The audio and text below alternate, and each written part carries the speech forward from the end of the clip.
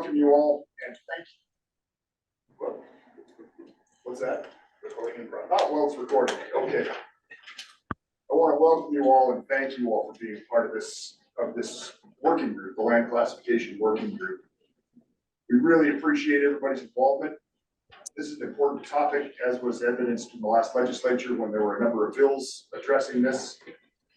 Obviously, none of them went through, and the reason we're all here is to actually examine raw land and its classifications and see if it fits from the last century, if the way things have been put together in the last century, if they fit into the 21st century. This is a very serious topic. There's a lot of emotion in this thing, and there's a lot of confusion.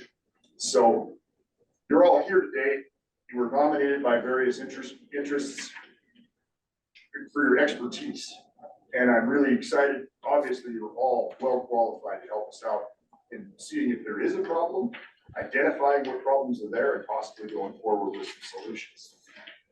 At the moment, I'm going to introduce Lieutenant Governor Kristen Juras to come up and say a couple of words, and then I'll come back up and we'll talk about a few logistics as they go forward with this. So with that, I'll let the LG have her spot. Well, I just want to echo the director's thanks for everybody being willing to put the time into this important topic.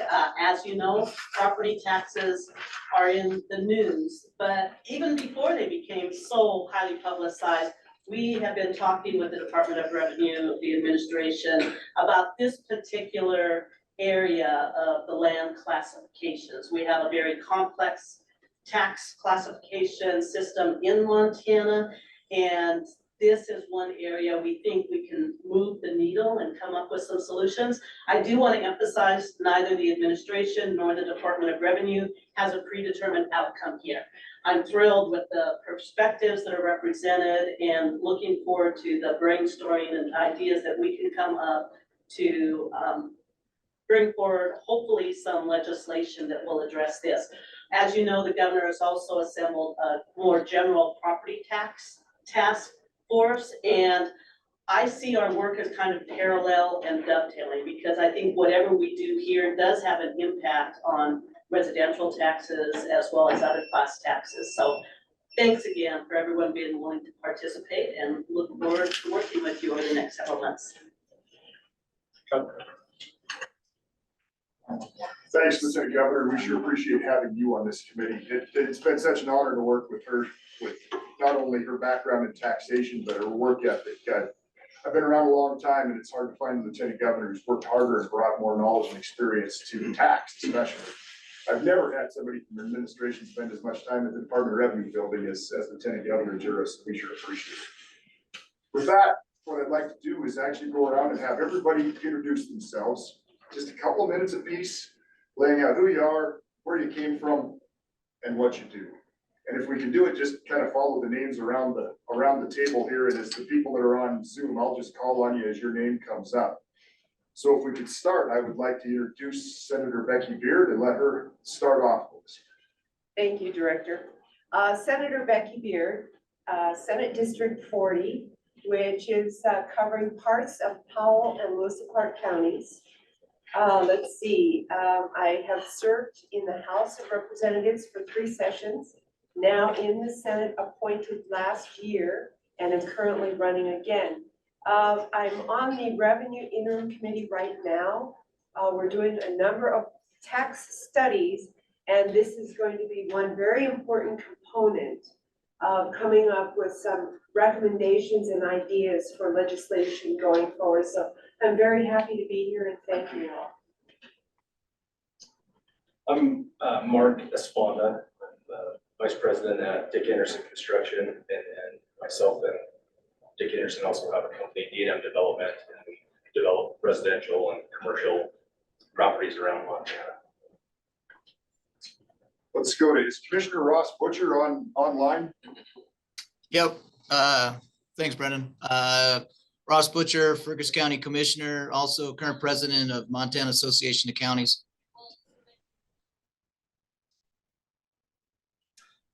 Chuck Deneau, Executive Director of the United Property Owners of Montana.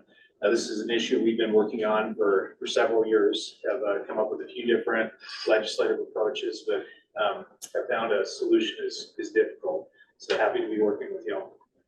Thank you. Is John Roush online? No John Roush yet. We'll move along to Bryce Cotts. I'm Bryce Cotts, I'm a bureau chief with our property assessment division. I've been with the property assessment division for 16 years. And oversee our central office operations, which is maintaining our GAMA system and providing training and guidance to our field staff. I'm Robin Rood, Deputy Administrator for the Property Assessment Division for 30 years now. Do all the things. John Roush is online. Sorry, I couldn't get myself to unmute. So I'm John Roush and I'm from the Realtors. Great to be part of this. Thanks for having me. Thank you. Let's come across the table here. Tony Zammit, I am the Deputy Chief Legal Counsel here at the Montana Department of Revenue. Oversee the legal staff, 9 attorneys currently, and also handle some of the major litigation, industrial property typically, as well as lots of fun stuff like this. Tracy Morano, Operations Director at the Department of Revenue. Scott Mendenhall, Deputy Director, Department of Revenue. Lieutenant Governor Kristen Juris, and by training, I'm an attorney and have done a lot of work in the tax area and come from an agricultural background. So this is an area of great interest to me. Good morning, Director. Cindy Johnson. I farm with my husband Ken east of Conrad, and I currently serve as the president of the Montana Farm Bureau Federation. Thank you, Director, for having us. My name is Marcus Strange. I'm the Executive Director of the Montana Association of Land Trusts. Worked in a public policy space for several years and called Helena home. Did I get everybody? We're online. Oh, shoot, yeah, sorry about that. There we go. Sorry about that. Is Representative Thane on? I am. Good morning, Director and members of the committee. My name is Mark Thane. I currently represent House District 99 in Missoula. I'll be a candidate in House District 89, which will be Lolo and the south side of Missoula. For the last 2 sessions, I've served on House Taxation, and for the last 2 interims on Revenue Interim Committee with Senator Beard. And I'm happy to join the process and look forward to coming forward with some good legislation. Thanks, Representative. How about Brian Campbell? Yeah, I'm Brian Campbell. I'm from Polson, Montana, and my specialty is specialty crops. So I work with the cherry industry out here and the cherry packer out of Washington as a field rep and own a cherry and apple orchard myself. Thank you. Glad to have you. How about John Lewis? Yeah, I'm John Lewis. I'm a 4th generation rancher north of Lavina, Golden Valley County, just kind of over the mountain there from Ross Butcher on the south side of the Snowy Mountains. And I just appreciate the opportunity to be here, and I do apologize for not making it today. I know there's nothing like being there in person, but I do look forward to this and take it serious. I appreciate the opportunity, so thank you. Thanks, John. And last but not least, Bob Story.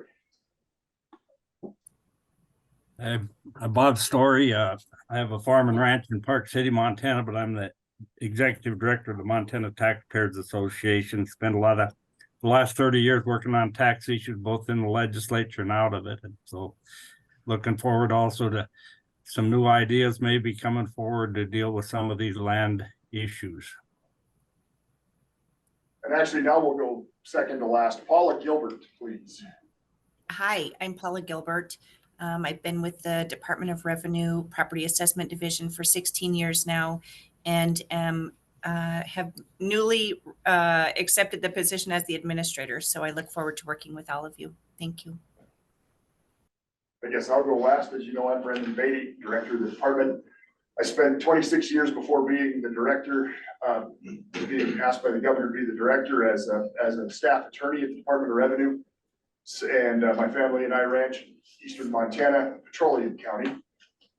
Before we move on, what I do want to tell you is this property assessment division staff and our tax policy and research staff at the Department of Revenue are second to none. The amount of experience and knowledge these people have to contribute to you guys is incredible. They're typically in front of the legislative committees, front of Senator Beard, Representative Thane. Tremendous amount of experience. Anything you have, any kind of questions you have, anytime, please address them to these people because they know they've been at it a long time. With that, I'm going to move along with the goals of this committee as I see them, and just kind of a few operational instructions. So our goals here will be to find consensus and the possible development of legislation aimed at establishing fair taxation for raw and undeveloped lands in Montana. What we hope to do, if there is any kind of solution we can come to a consensus on, is provided to the Revenue Interim Committee, Legislative Interim Committee, which of course Senator Beard and Representative Thane are members of, and have that committee bring the bill forward to the legislature. So that's the ultimate plan if there is a solution. And in my opinion, if there really is a problem that we can address, that's really the first question I've got is, can we identify a problem that we can solve? So what we'd like to do from a timeline here is kind of work back from a final product, assuming there is some kind of legislation we want to provide. So for this bill, any bill or bills that this committee provides, it needs to be approved by the Revenue Interim Committee in mid-September. So anything we get done has to happen before then or by then, right? So what I'd like to do, if we can make it happen, is have any kind of consensus decision on anything this committee wants to do done by June 15th. And it seems like a long ways away until I look at my calendar and I realize it's like the day after tomorrow. Then we'll provide that to the Revenue Interim Committee at their July 15th meeting. So that's assuming we have a solution. First thing we have to do, there's kind of three phases to the way this working group has to happen. The first phase, which actually will start today just as background information, is identifying any problems in the land classifications that we currently have in law. Then, of course, after we've identified a problem and narrowed it down to something we can actually do something with, then we start working on solutions and discussing solutions. After we've worked on those solutions, then we find a recommendation in consensus. Now, consensus does not mean, in my mind, unanimity. All right, so we need to, but we will come forward with something and there will be consensus if we come forward. With that comes the tricky part of this, in my mind, is the committee's expectations of its members, right? The first thing I want to emphasize is we are here to serve the public of the state of Montana. In my mind, I've been a public servant for a long time. There is no higher calling than to be asked to serve the people of Montana. That's what we're here for. We're not here to serve any specific interest group as a committee. And with that, the reason you're on this committee is not because you're a big advocate for any of your interest groups. You're on this committee because you bring a certain skill set and experience to it to help provide solutions, all right? So when we hit the door here, let's check our organization's badge at the door and be citizens of the state of Montana and serve them as they deserve to be served, okay? So your experience is incredible. And with that, I think we all work together as public servants to find recommendations. To do that, I would ask you please fully participate. You can't really, this is too important to be half there. So we will ask everybody to fully participate. I promise you, my staff and I will fully participate. Before our meetings, please be prepared, have everything ready ahead of time. It's really hard to keep up with this stuff on the fly. I've tried and I failed miserably at it. So I do understand you gotta come prepared. We're gonna have some, most likely, I'm hoping to have some subcommittees working on specific items. Please participate in those subcommittees. I know it's very hard because I'm guilty of it too. Jumping to conclusions or preconceived notions is maybe the hardest part about solution finding and consensus. We all come with an open mind. Maybe somebody will have something we haven't thought of and we can all agree on. So again, that comes back to the checking your ideas at the door until it's time.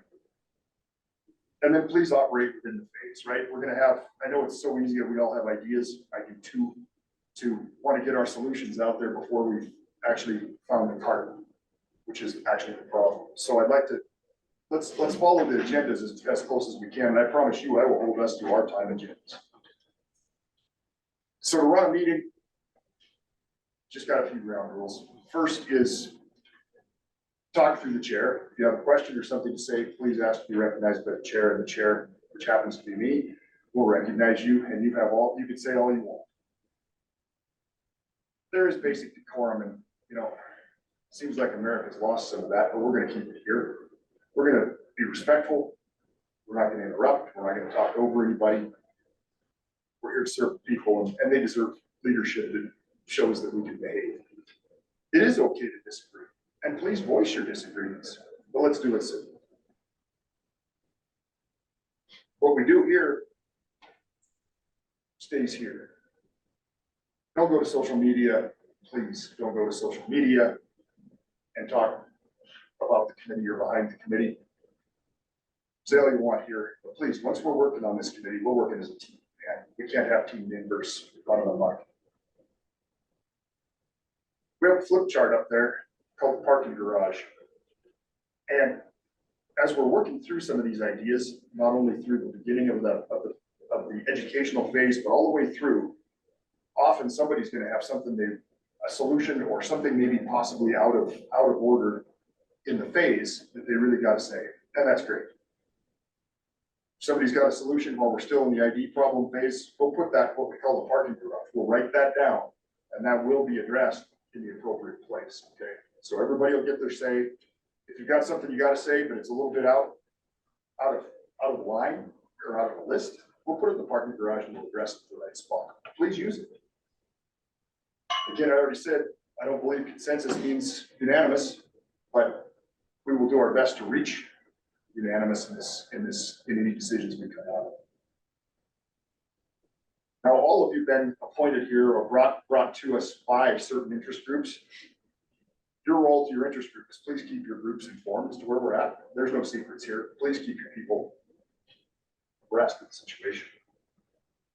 And we're talking about putting a Teams channel together where we can talk on Teams, we can share ideas, we can share documents. As I just explained to the Department of Revenue staff the other day, the Teams is a great thing.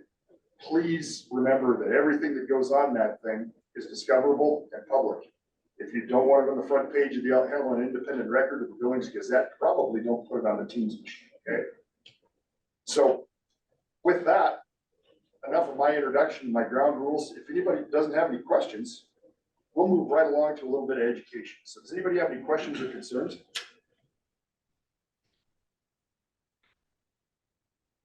Doesn't sound like it. So why don't we get right on with this thing? We'll start talking about property tax education. So we're going to do a little bit of property tax 101, and it's presented by people who do a lot of presentations on property tax 101. There's a lot of information here, but if you have any questions, please ask.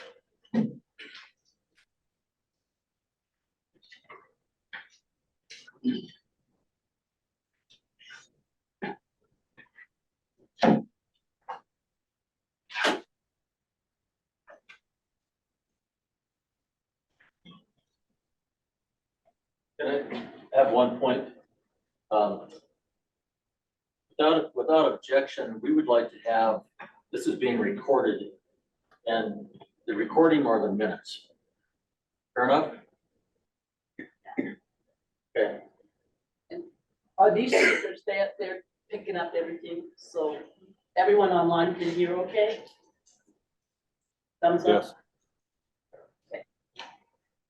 I guess with that note, these speakers are picking up everything, so sidebar conversations will likely become a part of the record, so be cognizant of that.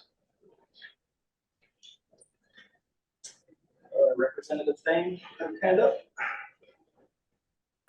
Thank you, Director Beatty. I just wanted to clarify for those that are online that we do want to be recognized through the chair, and it's probably best to use the raise the hand icon in order to be recognized.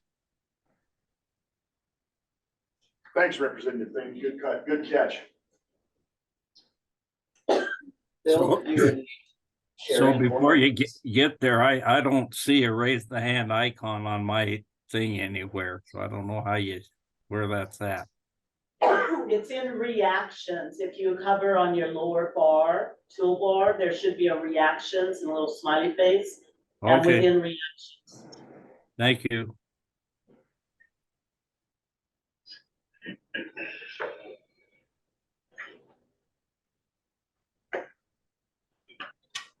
Bill, could you elevate me to a conference so I can share my screen? Was that you, Bryce? Yes. Okay.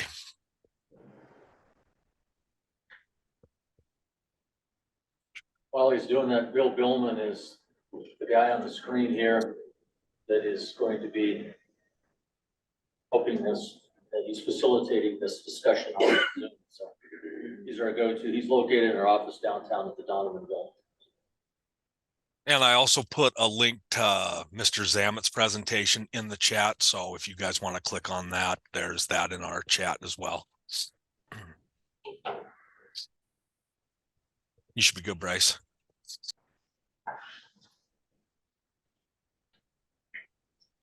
Okay, good morning, welcome. We thought it would be a good place to start with just a high level 30,000 foot view of a couple topics. One is just basics of property tax in general, how it works. Again, this is really high level, just a quick rundown. If at any time you have questions, you want to dive more into specifics on any specific topic, please feel free to speak up and we'll be more than happy to accommodate those questions or go into more detail on any particular topic. And again, as we move forward with meetings, part of that will be if there's topics of particular interest, we can definitely put presentations with more detail moving forward. So the first one, we're just gonna kind of, again, high level property tax basics. So Montana is one of 2 states where the assessment and appraisal of property is handled at the statewide level. Most other states do that at the local tax and jurisdiction level, and that's mandated in the actual state constitution. So as far as the constitution goes and what kind of directs what we do as a property assessment division is in Article 8 of the Montana Constitution. And there's really the 3 sections that pertain to us, is sections 3, 4, and 5. Section 3 is just the state shall appraise, assess, and equalize valuation of all property, which is to be taxed in the manner provided by law.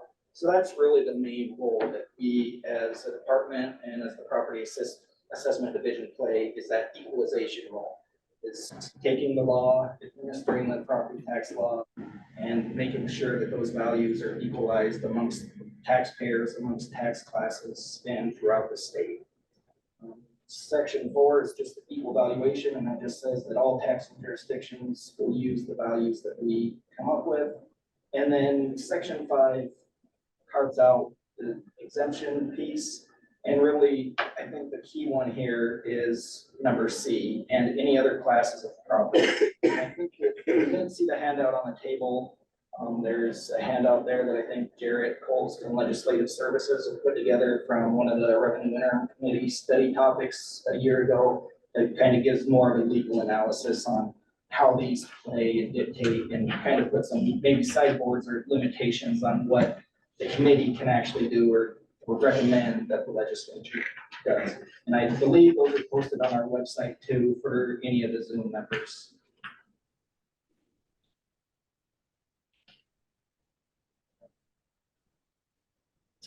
So again, property assessment division, there's things we do, there's things we don't do. Maybe you joined us for one of our town halls we did throughout the state this summer, just trying to educate people on the different roles that different entities play in the property tax system. So what we do is value property at 100% of market value, except for a couple of classes of property, which is really the crux of what we're going to be looking at. And the other role we play, and in coordination with our business and income tax division, who handles centrally assessed property, is first properly classifying that property into the right class, And then our job is to value that at 100% of market value, except for our class 3 property, which is our agricultural property, and our class 10 property, which is our forest land property. And those are based on a productive value. And we'll have a presentation later on this morning that will kind of really show the crux of the difference between a market versus productive value. And then again, we take that market value, we classify that property, and then the legislature is who just sets the tax rates for those various classes of property. So we take those tax rates set by the legislature, apply into the value that we set on those properties, and that gives the taxable value. What we don't do is set the mills. Hopefully everyone's aware that that's a local government function, school districts, your counties, your cities, etc. And then we don't tax the property. That's all a function of the county treasurers, the individual counties to actually tax property and collect taxes. So again, we apply the tax rate applicable to that tax class. That gives us the taxable value. Then each year, first Monday in August, we certify those values to each of the taxing jurisdictions across the state. I think there's approximately 1,400 of those, where we provide them with what their total taxable value is, their tax base is, and then they go through their process of determining how many mills they need to levy to meet their budgets. So again, there's 3 real players in the property tax system. There's the Property Assessment Division, Department of Revenue values the property, the legislature who determines the classes and the tax rates that apply to those taxes, and then the local governments who set the mills.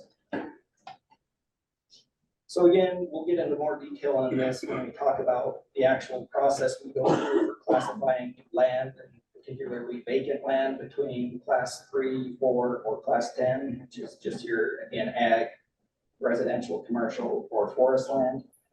But here's the definition of market value. And again, that's what we are directed by law to do, is value all property at 100% of market value. So as we were kind of discussing, there are currently 16 different classes of property.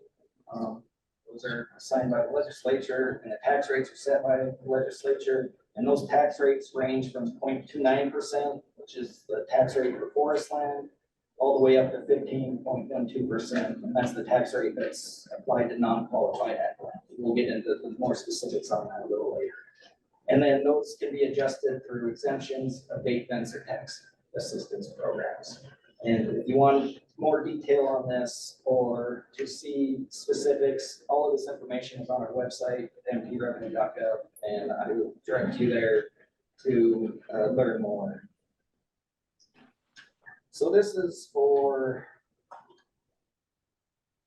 fiscal year 2024, so tax year 2023, the tax year we just came from. This is the different classes of property and what percentage they comprise of the statewide tax base. We have a presentation here shortly that's going to give you some historical context on how this has shifted over the past 30 years. But for 2023, this is how that was broken down.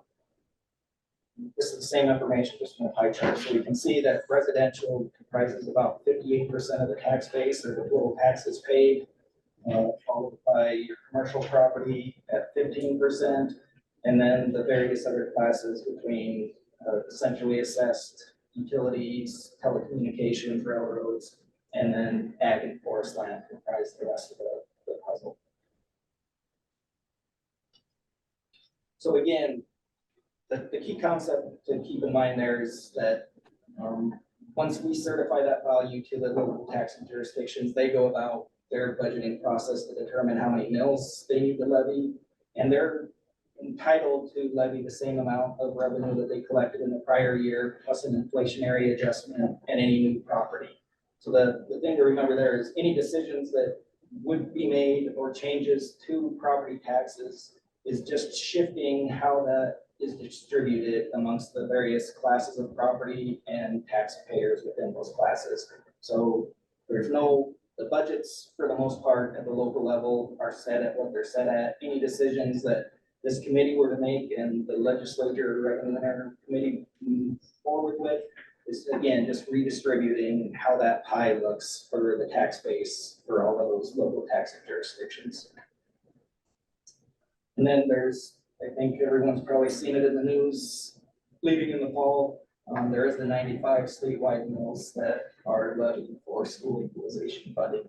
And that money is redistributed out throughout the state to all the various school districts.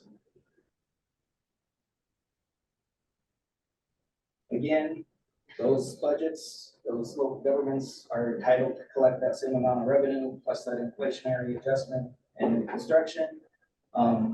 There are limitations on those as your voter approved mills. Typically, if it's a ballot initiative that is for a set number of mills, they're entitled to levy that number of mills no matter how much the value of the mill changes. So those ones aren't subject to that same inflationary adjustment. They get to just collect that extra revenue based on what overall values, what the tax base does and what the value of the mill does. And then in addition to ad valorem property tax or the general property tax, which is what mills apply to our taxable values are, then there's the special fees and assessments that the local government has discretion to put on properties in addition to the ad valorem general property tax. And then I think someone's probably seen this at some point in time. This is just for fiscal year 2023, how the statewide look at property tax overall is distributed. So again, county about 28%, local schools 32%, and then kind of goes down from there. So again, that's kind of just a quick 30,000 foot view of property tax. If, as we go along again, you want more detail, you want to dive into the specifics of any particular topic, please let us know. We're happy to work with you, put reports together, presentations together. Our staff is always willing to meet with you individually. If it's something you want to learn more on the side and not bring up during the committee discussions, please reach out to us at any time. Anyone having? Bryce, can I just clarify something real quick on your graph there? That yellow pie that says state 17.79, that's actually state school equalization mills. There's no state general fund money is funded by property taxes. That money's collected and then distributed back out to the schools. So if you were really going to draw that graph to school money, you'd add 32.37 to 17.79 is all school money. That's correct, right? Yeah, plus the 5.96. Right. Mr. Chair, just real quick question. Will these be available for us to review? Yeah, we will post any of these presentations on the website, and I'll have Bill email all of the materials to the committee members as well. Thank you. Any other just questions on the quick high-level overview of property tax in general? Okay, if not, I will turn things over to Jared, and he's gonna kind of go over some historical context of those tax classes and how things have changed over the past 30 years. Or any questions online, were there? We minimized that panel so we could see the presentation, but I'm not sure if we could see the hands that get raised if we do that. I don't see any hands. Okay. raised currently.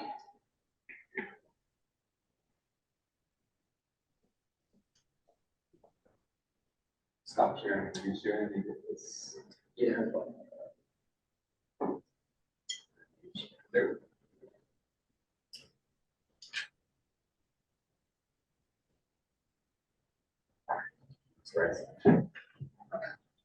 Good morning, everyone. My name is Jared Isom. I'm with the tax policy and research team here at the Department of Revenue. And we have the data, we have all the data here at the Department of Revenue. So if you have any questions, any of the numbers, you can come to us and we'll pull together whatever we have and get it to you as fast as we can. But today I'm going to go over, like Bryce said, some of the historical property tax trends that we've seen over the last 30 years. So we have data going back to 1992.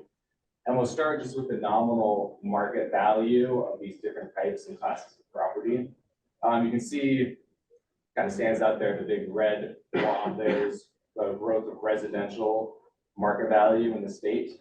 And then in that table, you can see the actual numbers over the last 30 years. In 1992, there was $12 billion of residential market value, and as of 2023, we're up to $203 billion of market value. So that's 17 times greater for residential property. But you can also see every class of property has grown over the last 30 years. Just not as much as residential, obviously. You can see ag land is about 3 times more valuable, and this is a statewide total too. So we don't break it down here by county or anything, it's just a statewide total. Essentially assessed property more than doubled.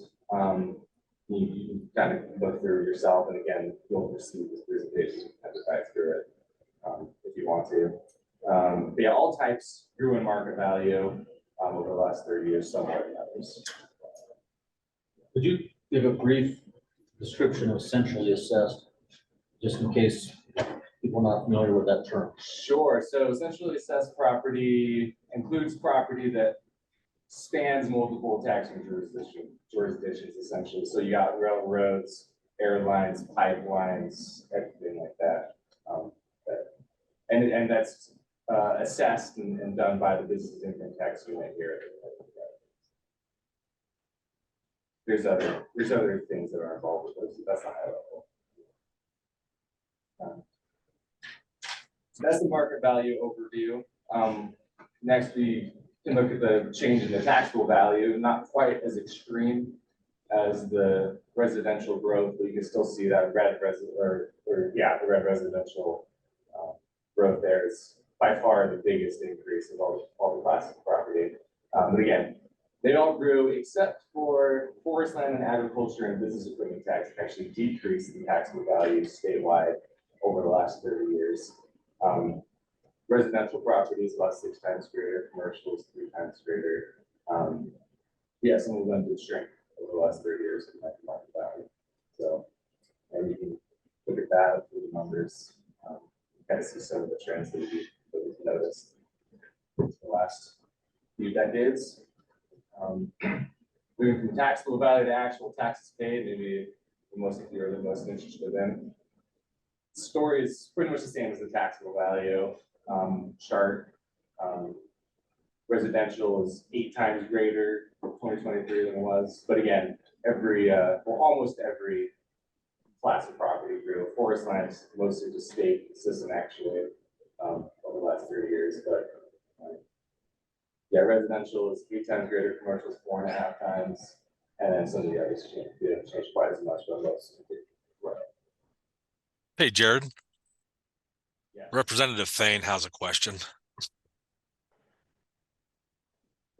Thank you. How do you contemplate, for example, on the business equipment line, how the change in exemption impacts taxes paid over the course of time? Yeah, so Representative Thane, Mr. Chair, it is kind of hard it isn't exactly captured in this graph. It is captured, but you don't really see it very clearly. I don't think. Let's see, what is this is orange, so I don't actually know also when exactly that exemption was introduced, kind of before my time here, but overall you do see that taxes paid grew in the business equipment from $81 million to $112 million. Definitely the exemption lessened that, I would say, but I don't know how much I'm going to tell you that right now, what it would have been without the exemption. Thank you. So that's all the nominals. Yes, sir. Mr. Chairman, the growth in residential is partly a function of population growth. Do we have an idea of how much of that increase is from new construction? Mr. Chair, we don't. That's kind of hard for us to track. I know Dylan has done a little bit of work on that. I don't think it's speak to that at all right now. Especially since 1992, it would be very hard to pull those numbers together though. Because it's very much a local thing, but we don't have as much data on that.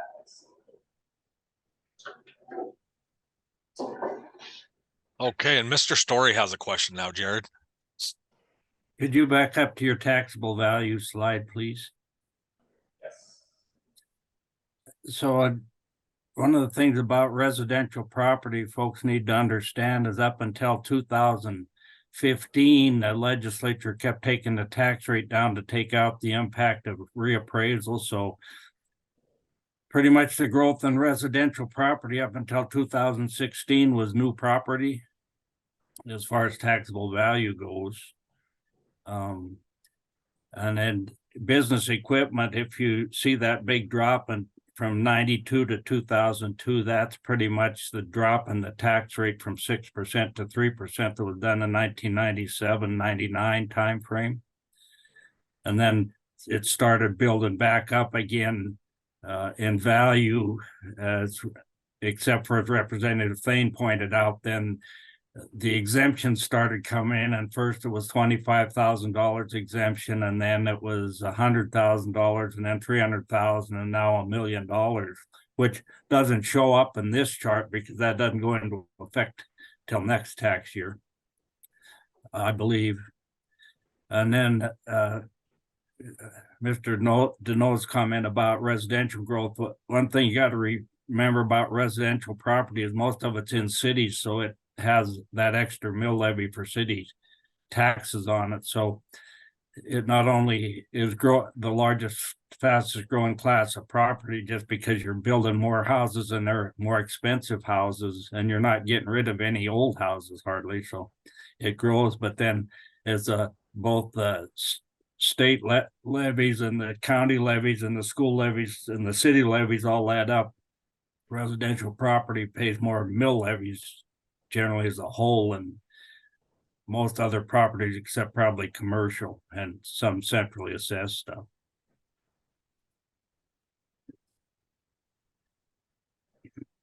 All right. We'll move on now to the, so that was all the nominal changes that we've seen over the last 30 years. And we're gonna dive now into the share of each class as it makes up the total tax base in Montana. So Bryce showed you a chart of just 2023's the share of each class in 2023. This is stacked chart from 1992 to 2023. So this one here is the market value. Again, residential in red, it kind of jumps out. And you can see, again, the table of the changes over each decade. Residential property in 1992 made up about 42.5% of the total market value statewide. And now it's up to over 75%, which has pushed the share of all other types of property down as a percent of the total market value.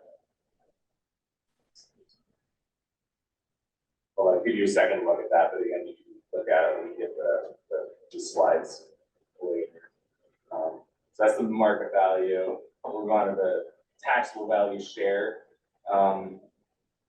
Trend is similar. See the red residential kind of pushing everything lower, except for commercial. Commercial grew from 11% to 13.4%. So there's a little bit of growth there. And then every other class of property,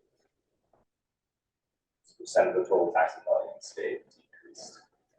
The anomaly rate increased. So most of that. Taxable value share. And then same pattern as the other one, total taxes paid, percent of the total taxes paid statewide.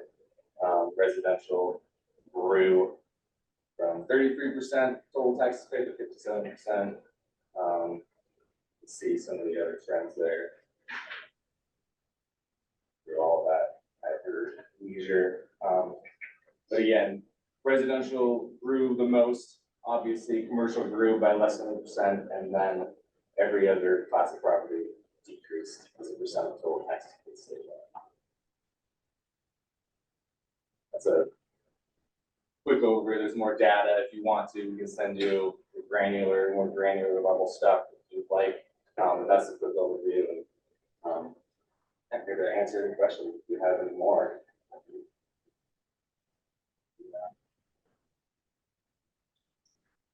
If I may, Jared, I want to step up and make a little addition to your. Definitely. Jared's presentation is right on, and it's unfortunate that the Department of Revenue's real statistical numbers only started in 1992. What we need to remember is all this stuff started with the 1972 Constitution, right? So in 1972, we had a constitutional convention which rewrote the Montana Constitution and actually created the Department of Revenue and created this scheme of taxation. And they set in motion 50 years ago the situation we have right now. Jared did a great job of showing you the last 30 years, because that's what we have here. If you step back and look at what the situation in Montana was in 1972, was far, far different than we are now. Those of us that are multiple generations here, and a lot of us are, remember the 70s, Montana was actually a very natural resource intensive state, a very production oriented state. We also had, when I looked it up, when I graduated from high school in 1986, we had 750,000 people in Montana. And they were very evenly spread border to border. Believe it or not, Glasgow was a Class A school, and Chester was a Class A school. Havre was a AA school.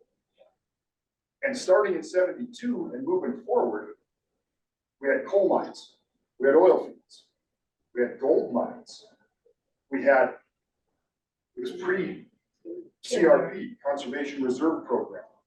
Little town I grew up in Shelby had 2 ag implement dealerships and a booming Main Street, all of which were property taxpayers. Sawmills. Natural resource paid a lot of bills. Net proceeds of mines, coal gross proceeds, oil and gas production taxes of various sorts. And that was the situation that the Montana Constitutional Convention built their tax system on. And now things have changed markedly, right? A river runs through it, came in 1992, and all of a sudden Missoula boom, and the Bitterroot. Now we got Yellowstone. Things like Broadwater County in the last 2 years, rural Broadwater County has added over 250 residences. Trust me, I bet in 1972, nobody on the Constitutional Convention would have thought you'd been building houses between Three Forks and Townsend in big suburbs. But what this has done, if you look at it historically, and I have to give it in a big overview because you don't have those exact figures. A whole bunch of those taxpayers are gone. Montana Tunnels is gone. Nobody's getting gold money in Jefferson County anymore. Those oil fields in eastern Montana, some of them are pumping, but they're not pumping at the rate they were, and the tax rates have changed to incentivize something to happen. The only thing that has really boomed was a population and adding houses. And so when you hear the story that residential has taken this huge bump, the whole story comes with starting with 1972. They didn't foresee this problem. And a whole bunch of taxpayers, property taxpayers, have declined. And that's part of what you see in the big jump. And if we were to go back to 1972, I think you'd see even a crazier looking graph than Jared showed you how that spike has happened. So what we had was a 1972 20th century system that we're now trying to pound to Montana that none of us ever envisioned into that constitution. So I just kind of want to give a little further background on how we got where we are. And so we're still working from this framework that was a far different Montana than we see today. And I'll step down and, go ahead. Thank you for that historical overview, Mr. Chair. I think that not enough of us, especially the new folks here in Montana, understand where we were when our constitution was approved in the state of Montana 52 years ago. Thank you for that. Thanks, Senator. And I'll step down and send it's Dylan's turn, right? No, back to Bryce. Oh, back to Bryce. All right.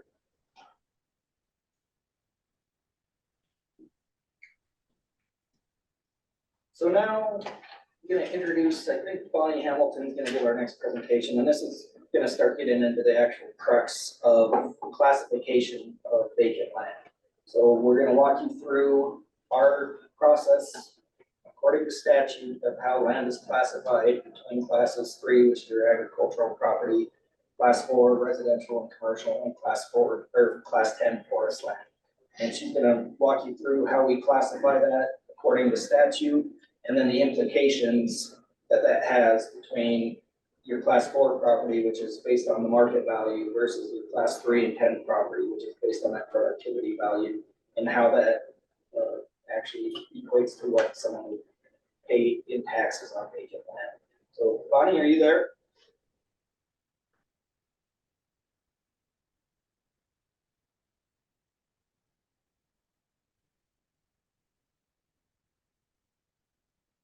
Yes, Bryce, I'm here. I'm coming in on my phone for the audio because my internet just doesn't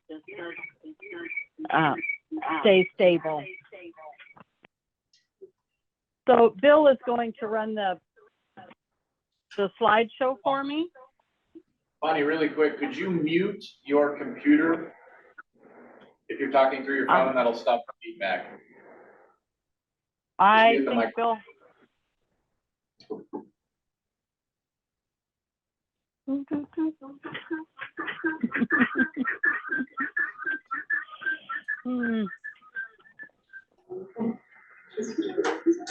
Bonnie's computer is muted. My computer is muted. Is that You better? sound a lot better now, Bonnie. So I went to a different room, so I can't see what slide Bill has up on it. And I am getting it up right now, Bon. Okay. I apologize for that. I'm at distance, so some things are a little bit different than normal. Can everybody see okay? Yep, we're good. Sure. Okay. Hey, Bonnie, this is Brendan. Would you please give the board or the committee a little background, background on yourself and why you're doing what you're doing right now? Okay. So I have worked for the department off and on since 1985, and the last 12 years worked in Helena as the ag and forest business analyst for the property taxes.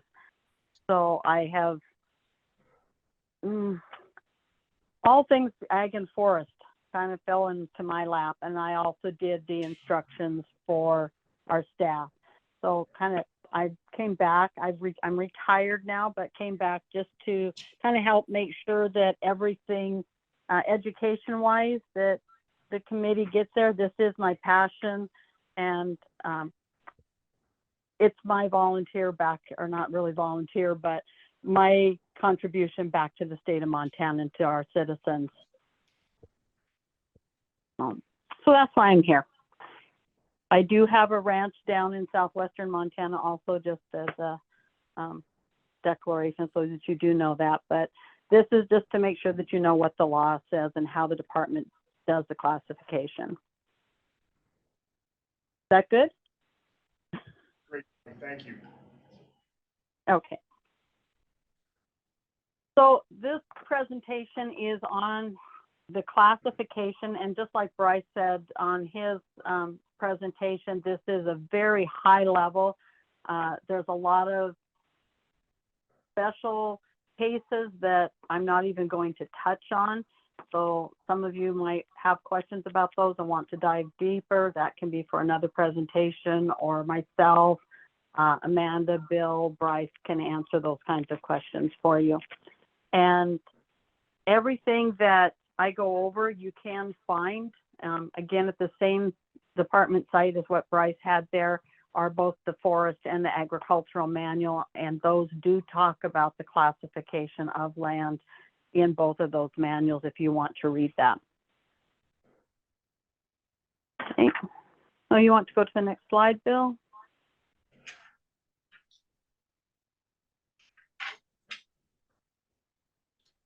I believe you were handed a flow chart.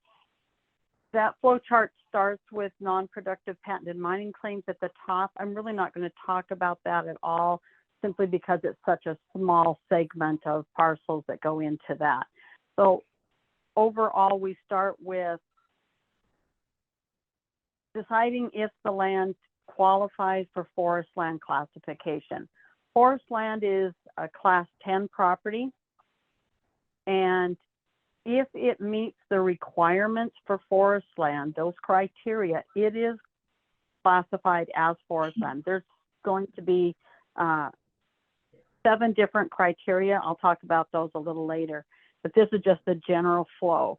So if it meets those requirements, it gets forest land classification, which is the valuation is done on a productivity value of what that land can produce in forest and agricultural products.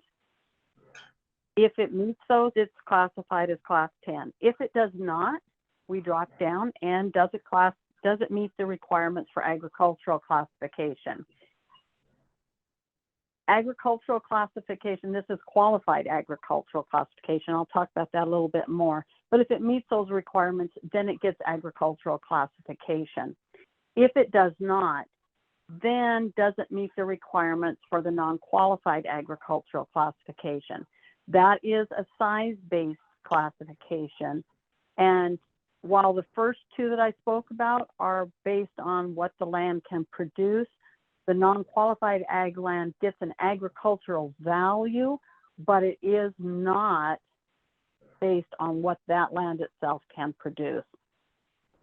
And if it does not meet the non-qualified agricultural land classification requirements, then it drops into our tract land, which is a class 4 and gets a market value. That's going to have your industrial land, your commercial, your residential. They have different tax rates, but they're all in class 4 there. So when we come down to the end, we think a lot of the time we forget to work our way down through that when we're just thinking of a property, but residential or the class 4 takes a large majority of our time, but it is actually the kind of the default if it does, property doesn't fit in one of the other categories. So let's go on and see what those criteria are for forest land. Okay. So like I said, there are 7 different criteria. These forest land in the state of Montana is a class 10 property. And a lot of state forest land is part of the agricultural classification. But in our state, we have a separate class of property for forest land. And these criteria are very interrelated. They don't work just one by itself. So the first one is the ownership. It may be just one parcel, but if there are parcels next to each other that border each other, we call that contiguous, and they're in exactly the same ownership name. In other words, the deeds are exactly the same for the owner, then those can be combined to meet these criteria. The one criteria is what is the land use?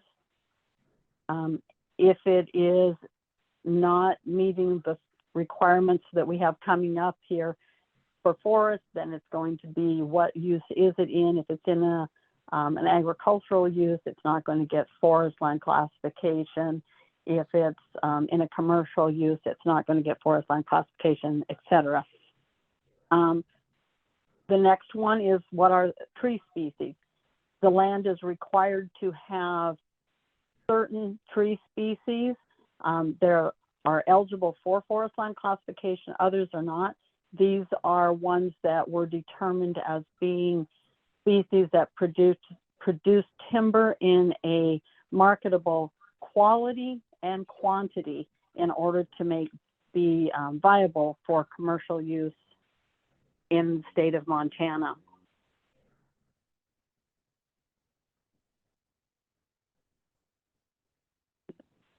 Stocking rate is the next criteria, and the stocking rate is how much of the land is covered with those eligible tree species.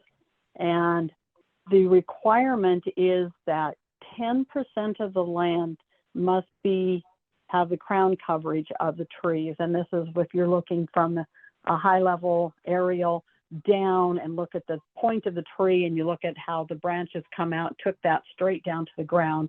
10% or more of the land must be covered. Again, there are other exceptions for if it's been clear cut, et cetera, but that is the general basis, is 10% or more of the land must be covered by the crown coverage. The fifth one is the productivity. This is what is the land capable of producing.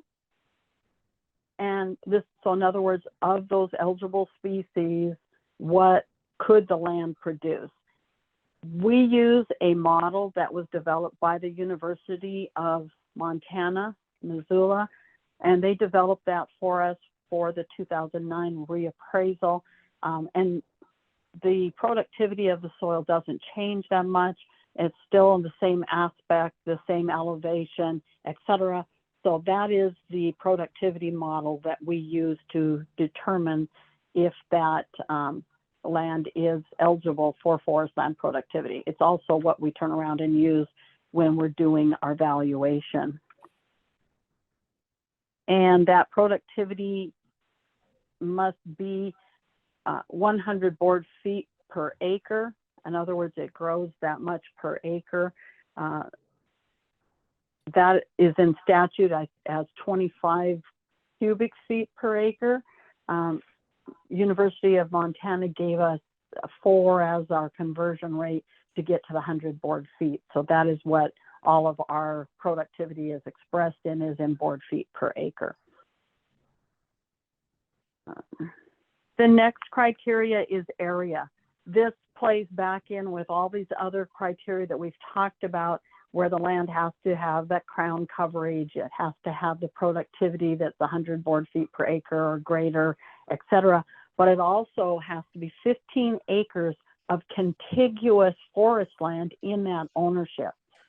So if they have a parcel of land and they have another one next door to it, and the stand of trees covers and goes kind of wraps around in a C, then all of that timber, as long as it was contiguous in that ownership, would be eligible to qualify for forest land classification. Whereas if that first parcel only had that top portion and then the bottom piece and they weren't contiguous, each of those would have to be separately looked at to see if they meet 15 acres of forest land that's timbered together. Again, it has to be contiguous of 15 acres in that ownership. And the last one is the accessibility. And this is the land capable of being harvested for timber. This is really kind of a murky one. If they cannot get to it, but then the question is feasibility for helicopter harvest or not. That comes into questions of fuel, et cetera. But we have to look at the fact that we don't know for sure what's going to change in those, and we are 50 to 80 years from the time the trees start growing until we have a harvest. So we don't have a lot of parcels, that very few that have been denied that forest land classification based on that last criteria, but it is possible. So that is the first part as far as the forest land. So if our land does not meet those requirements to get forest land classification, we move on down to see if it meets agricultural classification, and this is qualified agricultural classification. Okay. So to start with, I'm putting class 3 here. We think of class 3 as being agricultural. It includes agricultural as the main subset, but we also have non-productive patent and mining claims, which I told you was at the top of that hard copy flow chart that you were handed. And it also includes non-productive or non-qualified ag land. And that will be our next step. So we'll get down to that. So within this class, including all 3 of those, we have a large, over 50 million acres in the state, and approximately 35,000 or more landowners that are involved in that with that land that they own. I'm ready to go to the next one.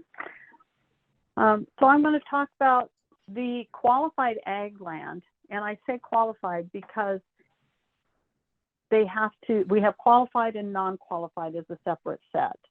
The qualified agricultural land, and this is on the next slide that you had there, Bill, our last one, 5. We look at the size, and this is just to determine which set of criteria the land must meet. So our breaks are anything 160 acres or greater, 20 acres to less than 160, which means 159.99 acres, and less than 20 acres. Those are our 3 categories. If the contiguous parcels in that one ownership, under one ownership, like we have as the forest for the timber, but this is just talking parcels. If their parcels are contiguous and are greater than 160 acres, it is automatically classified as agricultural land.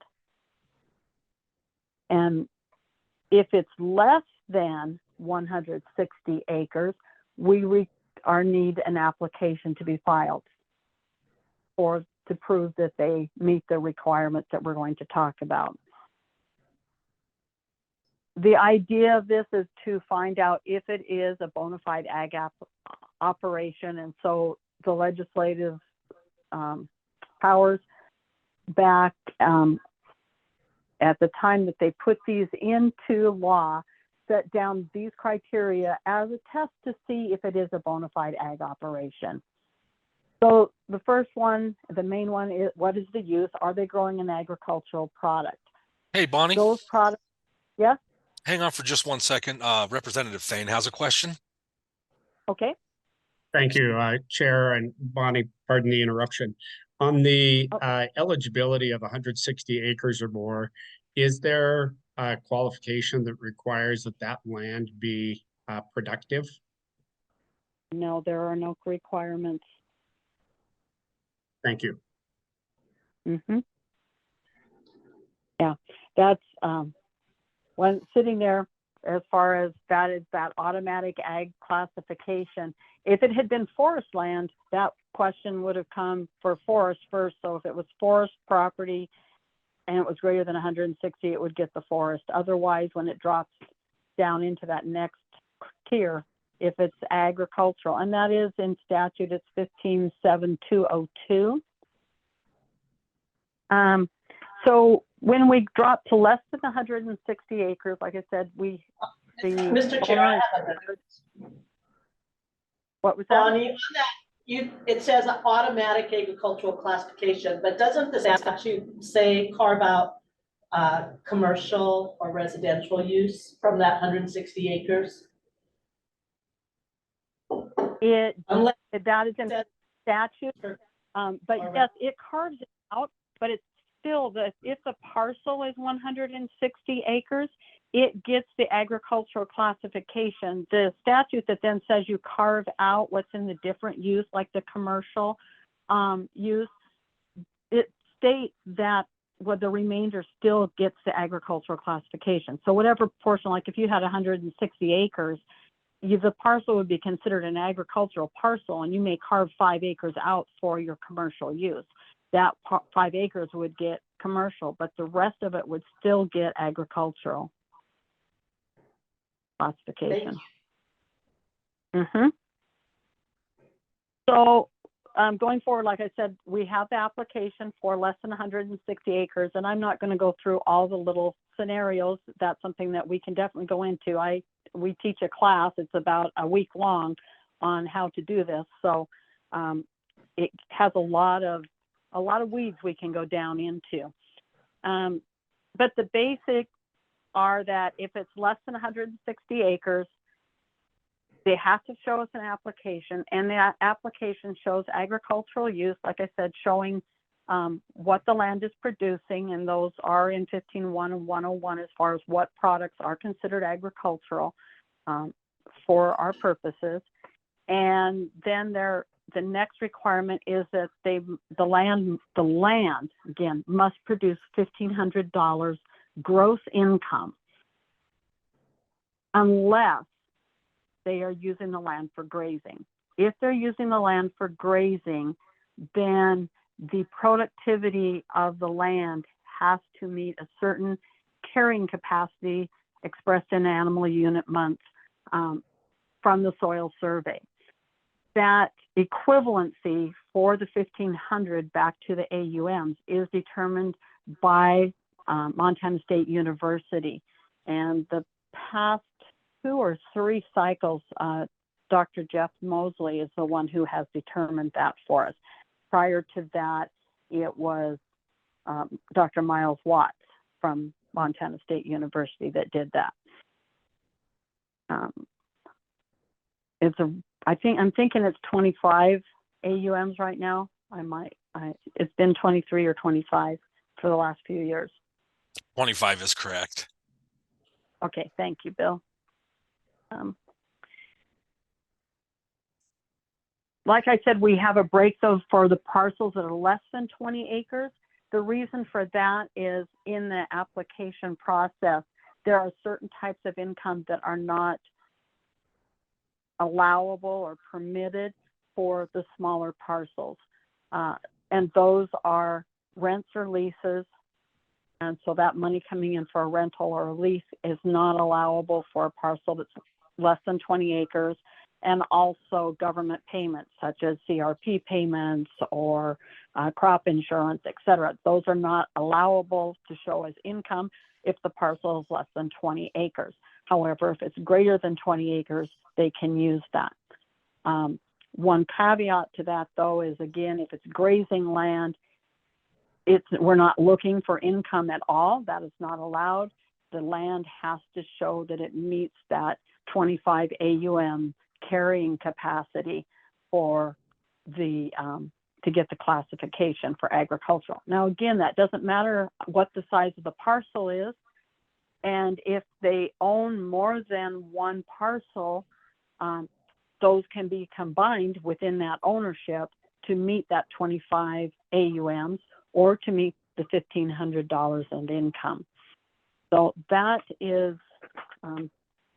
pretty much, that is classification in a nutshell. Again, ag land gets a productivity value where it's based on what the land can produce, and forest land gets a productivity value based on what the land can produce in timber, whereas our class 4 properties get a market value, and non-qual sits in between those two, where it gets a value that's based on the statewide average of grazing land statewide. So it's a set number statewide, regardless of where that land is located. I am available for any questions you might have. And with that, thank you for allowing me to present to you. Are there any questions for Bonnie? Go ahead, Chuck. Thank you, Mr. Chairman. My question is, Bonnie talked a little bit about the carve out for the commercial and residential use. Can you just give a little bit more detail about how, if I've got a ranch and I've got a house on it, how that home would be taxed? Would it be still class 3 property, or is that turned it into class 4? Okay, certainly. So that comes down to that classification, Mr. Chairman. The class, if it's a qualified agricultural property, there is a 1 acre home site that is carved out for the home. And if it's qualified agricultural, it gets a set value that is equal to the highest agricultural value in the state. And so it is the same no matter where they are in the state for that 1 acre. The rest of the land would be an agricultural value. So that 1 acre for qualified ag is still a class 3 parcel, class 3 land. If it is a non-qualified agricultural parcel, that 1 acre gets a market land value. And so that is a class 4 portion, that carve out for the home site is a class 4. And so it gets what you would have for the tract land. Forest land also gets the market land value and is in class 4 for that carve out for the home site. So the classification of the land around that home site makes a difference as to which classification and therefore tax rate and value that home site 1 acre gets. Mr. Chairman, a follow-up, continuing in that example, what if I had a second home on it, on that branch, say for the higher value? Mr. Chairman, you're going into, we have lots of scenarios. If the 2 homes are within the same one, you can draw and have one, they would fit on 1 acre because of their location, then there's just 1 home site that is taken. If they are far enough apart that you would have, it would take more than 1 acre, 1.2 acres, whatever, then there's 2 1 acre sites put on. If they are far enough that they're on opposite sides of the parcel or the ranch, you would have 2 1 acre home sites. So it depends on their location as to what they would be, but you still have, they have to be on a home site, whether it's they share one or they are on separate ones. Then just a little further clarification, if there's a commercial property on that ag property, we would carve out the entire footprint of the commercial operation and it would be valued at market value. So if the commercial operation took up 5 acres, we would carve out 5 acres versus the residential, we just give a blanket 1 acre site. And the commercial would be valued at market value. It doesn't get the ag class 3 classification. 1 acre residential site gets. That gets covered, Chuck. Thank you. Anybody else have any questions for Bonnie? Mr. Story has a question. Go ahead, Bob. I want to follow up on Chuck's question because you have a lot of expansion of farms and ranches, and you buy up that next ranch and you get the homestead with it and stuff, and all of a sudden you don't really have a use for it, so you rent it out. And that's kind of the point. If you're renting it out to someone who's not even a hired hand, does it still get ag valuation on the land underlying the house? Because the house gets market value anyway. But Mr. Yes, Chair, yeah. That is correct. It would still get the same value like Bryce was saying. Yeah. Bob, did that get your answer adequately? so the answer was yes, it still maintains agricultural value on the acre under the house, no matter what you use it for. So if you put 20 houses on your place and started renting them out, would there still the land be agricultural under it? Ooh.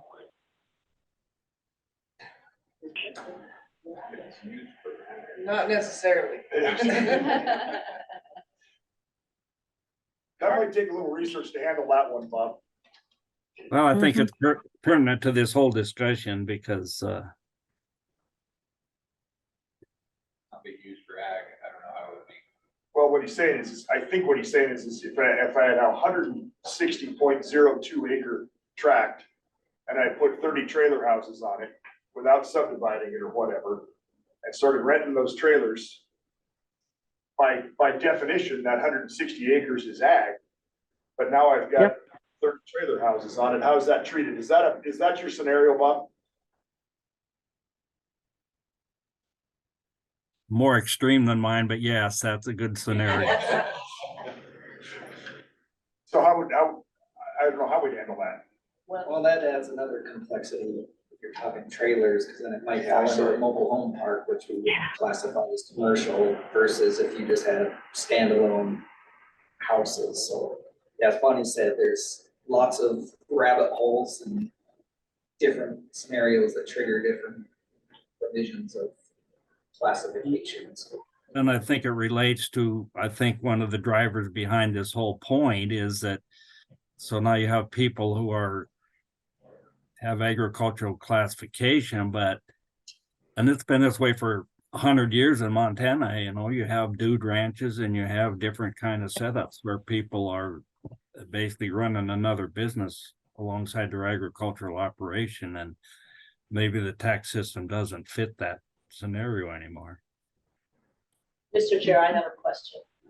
So what if you have 160 plus, you do have agricultural production, but you grant a 1 acre lease to a cell phone tower and a cell phone goes up, then does that 1 acre lease to the cell phone now become a commercial use? And does the department have any ability to really monitor those sorts of things? So in that case, we would carve out a footprint of the tower itself. So to take a pretty large tower to encompass a full acre, we would carve out 40 by 40, whatever the footprint of that tower is.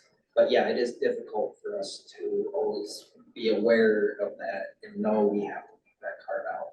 And that falls into, again, going back to the classification and how valuation works. It is who owns that cell tower, and does it fall under central assessment versus local assessment, which adds a level of complexity. Again, whether we can identify that the tower's there, but in general, if we know the tower's there, we would carve out the footprint as a commercial space, but the rest would still maintain the status. And so follow up, Mr. Chair. So you do a comparable analysis if a farmer leases a part of their land for a solar panel project or a windmill project. That's correct. We have Brian Campbell has a question. Go ahead, Brian.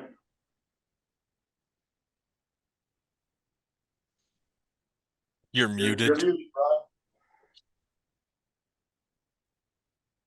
There, that might There you help. Okay. My question, Mr. Chair, was on the rent or lease income from an agricultural piece of property cannot be applied towards the $1,500 gross amount that they have to show to get ag status. So so the scenario would be if someone's leasing out their farm and the lessor, let's see, the person leasing it was paying $1,500 to the owner, that can't not be applied. Mr. Chair, Mr. Campbell, that $1,500 can be applied to get that. You'd be amazed how many leases in the state of Montana are for $1,500. When they cannot use that lease payment is if the parcel is less than 20 acres in size, or if they're using it for grazing. Otherwise, that lease payment can be used. Typically, though, we're looking to see what the land produces, and if they show what the land has produced, it doesn't matter if it's the landowner that's got those receipts or their tenant. Typically, that amount of production from their receipts is going to be greater than that lease. But again, like I said, there's an amazing amount of leases in the state for $1,500. Okay. Well, in some situations here, it's like a sharecropping situation. So, I mean, if the landowner's percentage of the crop sales was more than 1,500, they could have used that as for their ag status. I'll answer that one. Yeah, go ahead, Bill. Yeah, that one would be, you would use the whole crop that was produced, and the total value of that crop is what you would value that land on, not just necessarily the crop share that the landowner received. Okay, thank you. there any further questions for anybody here? I don't see any hands up online. Anybody else? If there aren't any further questions, we'll have Tony Zammit give a brief constitutional overview on some of the limitations to property tax classification. Mr. Chairman, yeah, again, Tony Zammit, counsel here at the department. I'm going to be talking at you. I have slides. I figured it's nice to have a conversation with people. First off, Bill did mention this. There is, it's actually Jarrett Coles, who is the Deputy Director of Legal Services with Legislative Services. He put this memo together in 2020, the HJ 35 tax study. This is a fantastic document. Bonnie, would you shut your phone down? That might help. There we go, I'm muted. There we are. Okay. This really covers a lot more stuff in a lot more detail than what I'm going to get into here. Highly recommend, if not, I don't know if I can assign homework. It'd be great with my former law professor here, Lieutenant Governor. To be able to assign Permission homework. granted. All right. So this is your homework to read this. It's just a really wonderful overview. It's a resource that we use here in the department. Highly recommend it, and I've assigned it to you now. So I'm going to be talking about two basic things: equalization and equal protection. It's been touched on a little bit here. Equalization, I'm going to start with, it comes from the Montana Constitution, Article 8, Section 3. I'm going to read this to you. The state shall appraise, assess, and equalize the valuation of all property which is to be taxed in the manner provided by law. Quite a few things going on there. Brendan told me I had 3 hours to talk to you guys about this. So, you know, buckle up.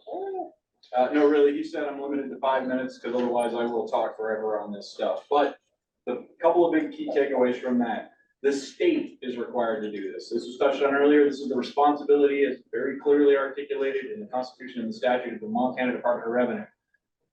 Appraise, assess, and equalize. Appraise and assess is, we got to figure out the value. That kind of comes up later with the valuation of all property which is to be taxed. There is discretion provided there. Things can be subject to taxation and not subject to taxation. In the manner provided by law, even more discretion afforded in the Constitution to the legislature to do some different things and still have it be within the confines of equalization.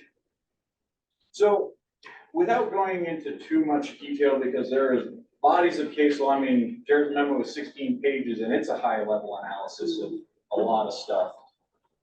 There's basically 3 places that the Montana Supreme Court has said that the department is told to equalize by these big governing concepts: the Constitution and then the word of the legislature through statutes.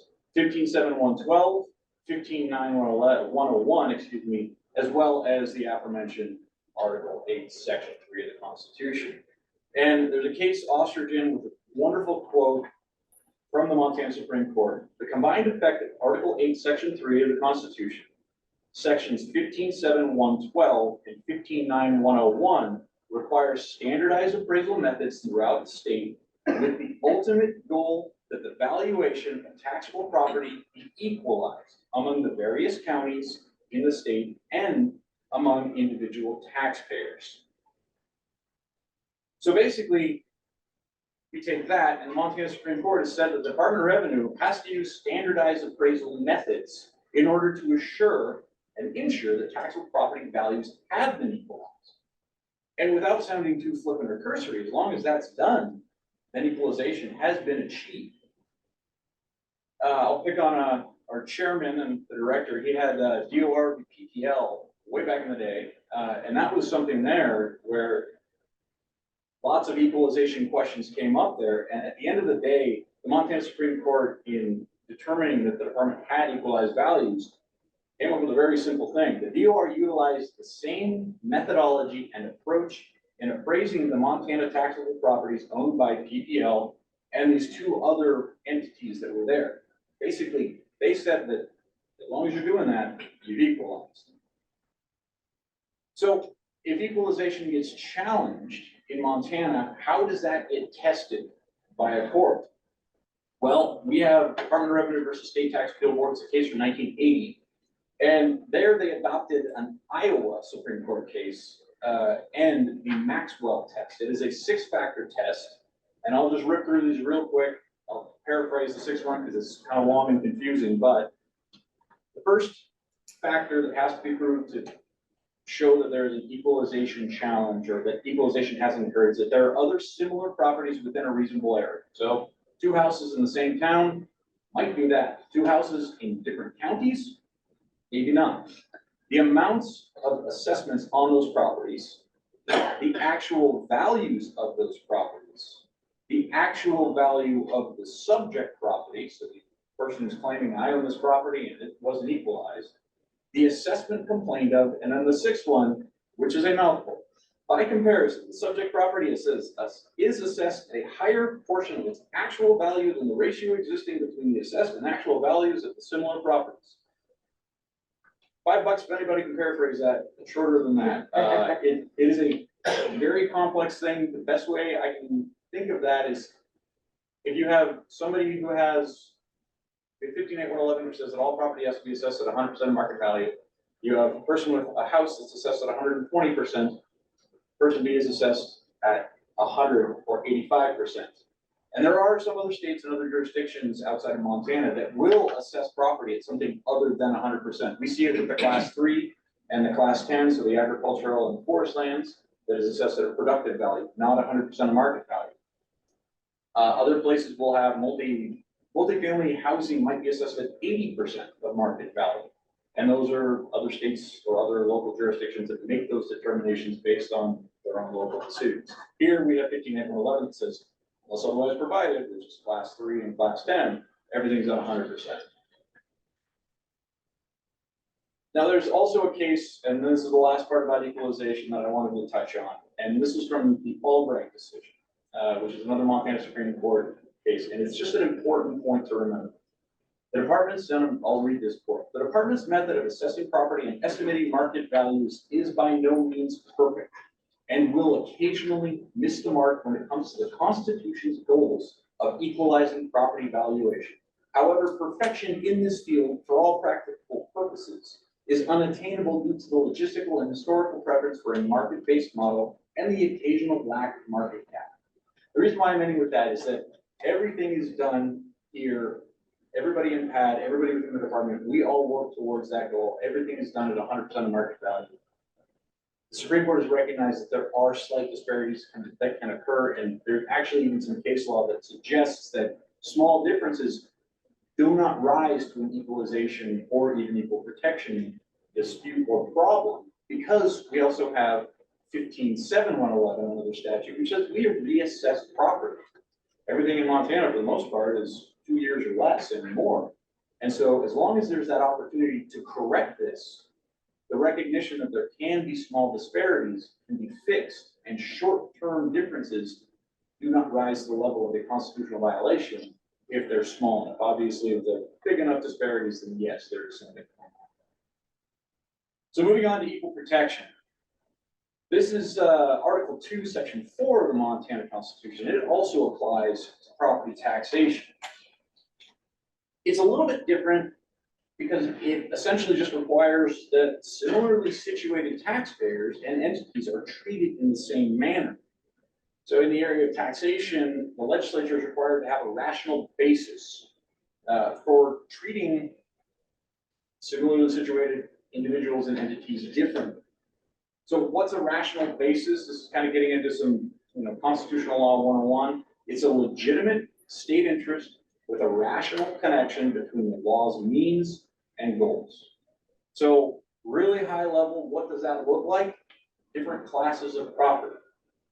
Class 4 property is treated and taxed at a different rate than class 8 property. Class 4 being, we'll talk about residential, somebody's home, is different than personal property that might be used in a business. And there's a rational basis for that. The legislature can articulate somebody living in a home versus somebody using business property, personal property. They can come up with a reason for that, and they have. So what would an equal protection violation look like? Again, this is very high level, and this is just a quick one that I came up with. And by came up with, I mean, I cribbed it from this, Jared Coles' memo. It's more than likely an equal protection violation if you have different mill levies applied to different classes of properties. So I'll pick on my example I just had there. You have a class 4 residential property, the local government has 500 mills, the state's 95 get added on top of that. 595 mills gets applied to the class 4 property. But class 8 property, the local government says we're going to levy 600 mills. So plus the 95, you end up with 695 mills. That is more likely than not a violation of equal protection. So basically, as long as keeping this all framed with what we're trying to do here, you're going to meet the rational basis test. The statute, hopefully brought, we can come to a consensus by the Revenue Interim Committee to the 2025 legislature, will be upheld if it's reasonable, not arbitrary, and applies equally to everyone who falls into the same classification. So that is going a couple minutes over, but just a really high level. Again, take a look at this memorandum. It's very good. If there are any further questions or deep dives anybody wants to get into, happy to do that. And it's also our chairman here, Brendan, is probably one of the foremost minds as it relates to constitutional law and property tax in the state. So we're in good hands as far as that's concerned. So, thank you. Thanks, Tony. Does anybody have any questions for Tony? There's nothing online.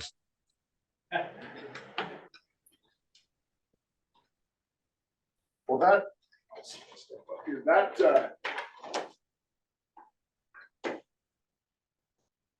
kind of concludes our presentation on a little background as to what we're looking at. I think we had sandwiches coming at 11:30, did we not, or were they coming about 5 minutes from now? So I don't know what anybody thinks, but I could throw a couple ideas out here and then we can visit over lunch as we start, or do we want to take a break now and start our committee discussion after lunch? It's totally up to this committee. So, Mr. Chair, just following up on Tony's, our 16 different classes of property is an example of a classification that doesn't violate equalization, the equal protection clause, because in formulating each of those classes, the legislature had some policy it wanted to further. It wanted to incentivize agricultural production because and thus it taxes it more lowly. It wants to typically, would it be fair to say that incentivizing certain goals or furthering certain policies is behind each of our 16 different classifications? Yes, Lieutenant Governor, in fact, I don't know how many times I stood in court in front of courts and said that very thing, almost like you were setting me up for that. So yeah, that's right, and the Constitution does permit the legislature to reasonably use classes or tax rates or what have you to incentivize some kind of behavior, right?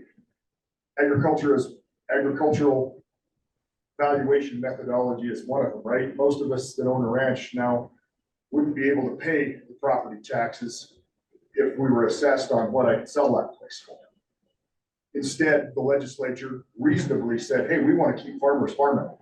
And so we're going to have a productivity value rather than the value that a house in the suburb in Columbia Falls would sell. So that's again, the incentivizing certain behaviors or certain or productions or what have you. You see it at the federal level, the mortgage interest deduction. Was Congress encouraging people, incentivizing people to borrow money to own a home? Because the housing market is a big piece of the US economy, right? That's so legislative bodies, whether it's Congress or the states, have the ability to reasonably do that.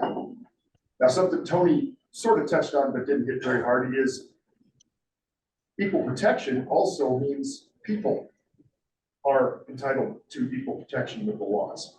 So I don't think if we came up with legislation that said, if you moved here from Los Angeles after watching 2 episodes of Yellowstone and you bought 161 acres somewhere and wanted to be a cowboy, we're going to tax you different than we tax the person that was here beforehand. That, I would argue, would probably violate equal protection, right? We can't the legislature can't go after targets, for lack of a better word, or discriminate against a certain group of people without good reason. And however many of us think we might have some reasons, that's probably not gonna survive. So you can incentivize it as long as everybody in the same group is treated the same way. We don't get to treat an Eastern Montana farmer different than a Western Montana farmer, for example. Did that cover kind of where you were going, LG? So should we take our lunch break here and then start our committee? Oh, go ahead, Mr. Chair, we have, Mr. Story has a question. Go ahead, Bob. I keep forgetting to unmute myself before I start. Following up on the Lieutenant Governor's question or statement about, there's reasonable intent, I guess, for adopting different policies. I guess it's been my observation, at least in the last quite a few years, is the legislature is really weak on creating a record that you can go to court with to say, here's the reason we did something, and so I think it's important that this committee and other committees and through the process, if there is legislation, that record is put together in a way that you have something that's defensible in court and you don't just leave it up to the whims of the Supreme Court to try to figure out what the legislature intended. And I also agree with you, Director, that the other equal protection thing has to do with people who are residents of Montana and people who aren't residents of Montana. And, it's pretty easy to try to tax the guy behind the tree, but I think the federal courts have pretty much put the kibosh on that kind of thing also. Yeah, I agree with you, Bob, that everything you said is dead on, and having had to defend a lot of different legislation in 26 years of Department of Revenue, a good legislative record really helps, especially if the law's a little bit squishy, because then the court looks to legislative intent. And if the record is clear, it really helps you win. Go ahead, Senator. Thank you, Director. So why don't we have the legislative intent made available? I mean, the tracking, going back to what year a statute was put into place, going back to looking at the record of the meeting. I did that with some of the contentious issues in our state constitution 50 years ago, looking at the record there. And that was just me, a layperson, looking at that. Came up with some really interesting facets of intent. Why aren't we able to do a better job at that? I think I can take a swing at that one, since I had to dig through lots of legislative history. Some of it's just the way the legislative process has worked over time. If, for example, a bill sponsor doesn't stand up and really lay out what they're trying to do with the bill. Now, you only go to legislative intent. A court only looks to legislative intent if the language in the statute isn't clear or it's ambiguous, right? Because if the standard is, if the words in the statute are clear in its face, that's the legislature's intent, right? Then the lawyers don't get to dig through the committee hearing minutes. Where you run into the trouble is if the committee hearing minutes aren't very good, meaning whoever stood up and talked didn't say enough to clearly lay out what the plan was, or whoever was opposing it or whatever didn't clearly say why they opposed it. So a lot of times, you dig through legislative history and you'd say, well, a representative of cherry growers stood up and said this, and Chuck Deno from UPM stood up and said this, but there's nobody, the sponsor or supporters or whatever aren't organized enough to say, all right, legislature, what we're trying to do is A, B, and C. Instead, you just kind of have the history, the minutes of these committees are often just a list of people standing up saying something, but then a sponsor or whatever not standing up and saying, this is what we're doing, or committee members saying, all right, I understand what we're doing, this, and this because of that. And so what you get is just kind of a list of what people said, but not a good layout. Go ahead, Tony. Yeah, Mr. Chairman, if I could also add to that, I think one of the other things, in recent years, there's far better technology and capability to record those meetings, those committee hearings. So you have a a much better record. I know from legislative history research that I've done, even some of the minutes, what they will be is not a transcription, but rather a summary of someone's comments or a summary written by somebody else of what a person said. So it's not even, you know, what the, Mr. Chairman, what you described all the time, where it's, you know, so-and-so said this, it's somebody interpreting what somebody else said that is then written down as a part of the minutes. So it can, hopefully with this process, we won't be running into that as much of it being an issue, because there will be recordings and, you know, far better access to what we're talking about with this process. But as you go back in time, those minutes, yeah. So the Chairman said. Thank you. That's important for us to be cognizant of. Thank you. Thank you. Mr. Chair, Megan Moore has a question. Go ahead, Megan. Good morning, Mr. Chair, members of the committee. Megan Moore. I'm a research analyst with the Legislative Services Division and staff for the Revenue Interim Committee. And I just wanted to add that the clearest way for the legislature to establish legislative intent is to insert a section of law like 15.7.201, which is the legislative intent for valuing agricultural property. So that might be something to keep in mind, is that that section could be amended or other sections inserted. And then you don't have to rely on the record to know what the legislative intent is. That's a really good point, Megan. Thank you. Anybody else have anything before we take a half-hour break? Go ahead, Scott. Just to recap on some of the presentations, Bonnie referenced a handout several times, and I was thinking about to see if we might, is there an appetite on the committee's part to see that handout and to have, because we can make that available, I think, online, and maybe it already is. That's one point I just want to make sure. I see some heads nodding, so can we make sure that people have that available? And I'm trying to think what the other one was. Oh, we talked a lot about classes of property. We do have a list of those that we talk about. The BOR would have class 4, 3, et cetera. Would it be helpful for a reference sheet to, we have a sheet that lists the different classes of property? Would that be helpful? Yes. Sometimes we take things for granted in the government about what people understand, and maybe we can make that class list available and will help our discussions. Mr. Chair, I think there was a class list in the presentation, so if we could just make sure we have access to all the PowerPoints that were used in listing. Yeah, We'll look and see if that. all of this will be posted on the website, and we'll email it to each of the committee members as well. Thank you. Anybody else? Those were really great. These, like I said, these people that work here are experts in this. So there's gonna be a lot of questions and discussion here, and then please engage our people, because they're really good. So let's take a break and We have one more question. I'm sorry, Chair. We No have problem. John Lewis. Go ahead, John. John, you might be muted. Yeah, I definitely would appreciate if you could email all these things to me. I was trying to take notes and I can't write fast enough like I used to when I was in college. So anything you could email would be great. And just touch a little bit on that, you know, as far as the out-of-state landowners and whatnot that are coming in. And I don't think the intent ever would be to punish them. But it just seems to me like maybe, you know, the 160 acres, there's absolutely no requirements now for that to be, you know, considered as ag land.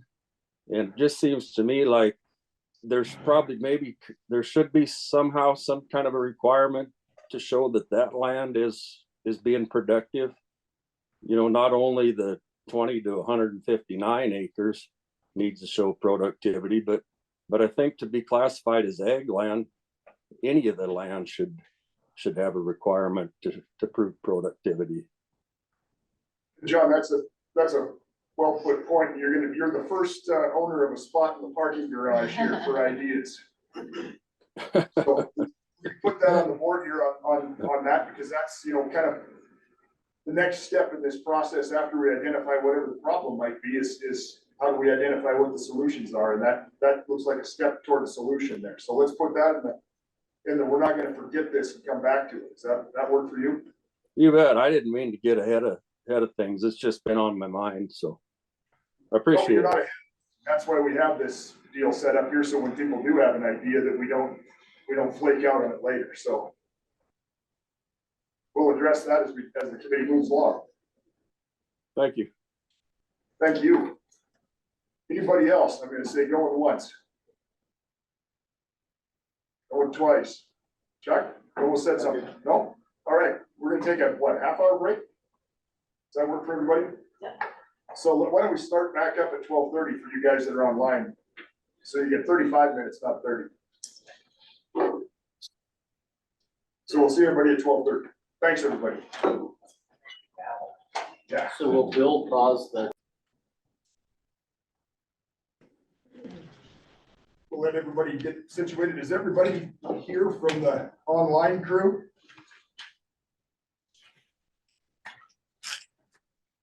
Does it look like it? I can't tell from here. I'm here. It's John Lewis. I'm here. Hey, thank you, John. Bob, are you there? Yes, I am. Who am I missing? How about Ross?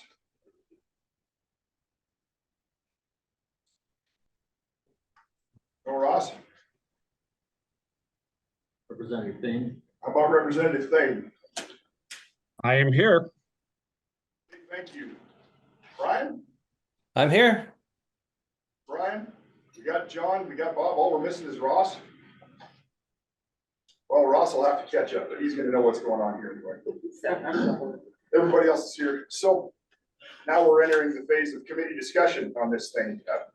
Hopefully, everybody feels like they were fairly well educated, at least in the summary basics of property tax classification and how we got to where we got and where all these different classifications fit in. And I was kind of wondering, as I was preparing for this meeting, how we kick off this committee discussion. And I kind of figured, those of you, especially Representative Thane and Senator Beard, know I rarely mince words.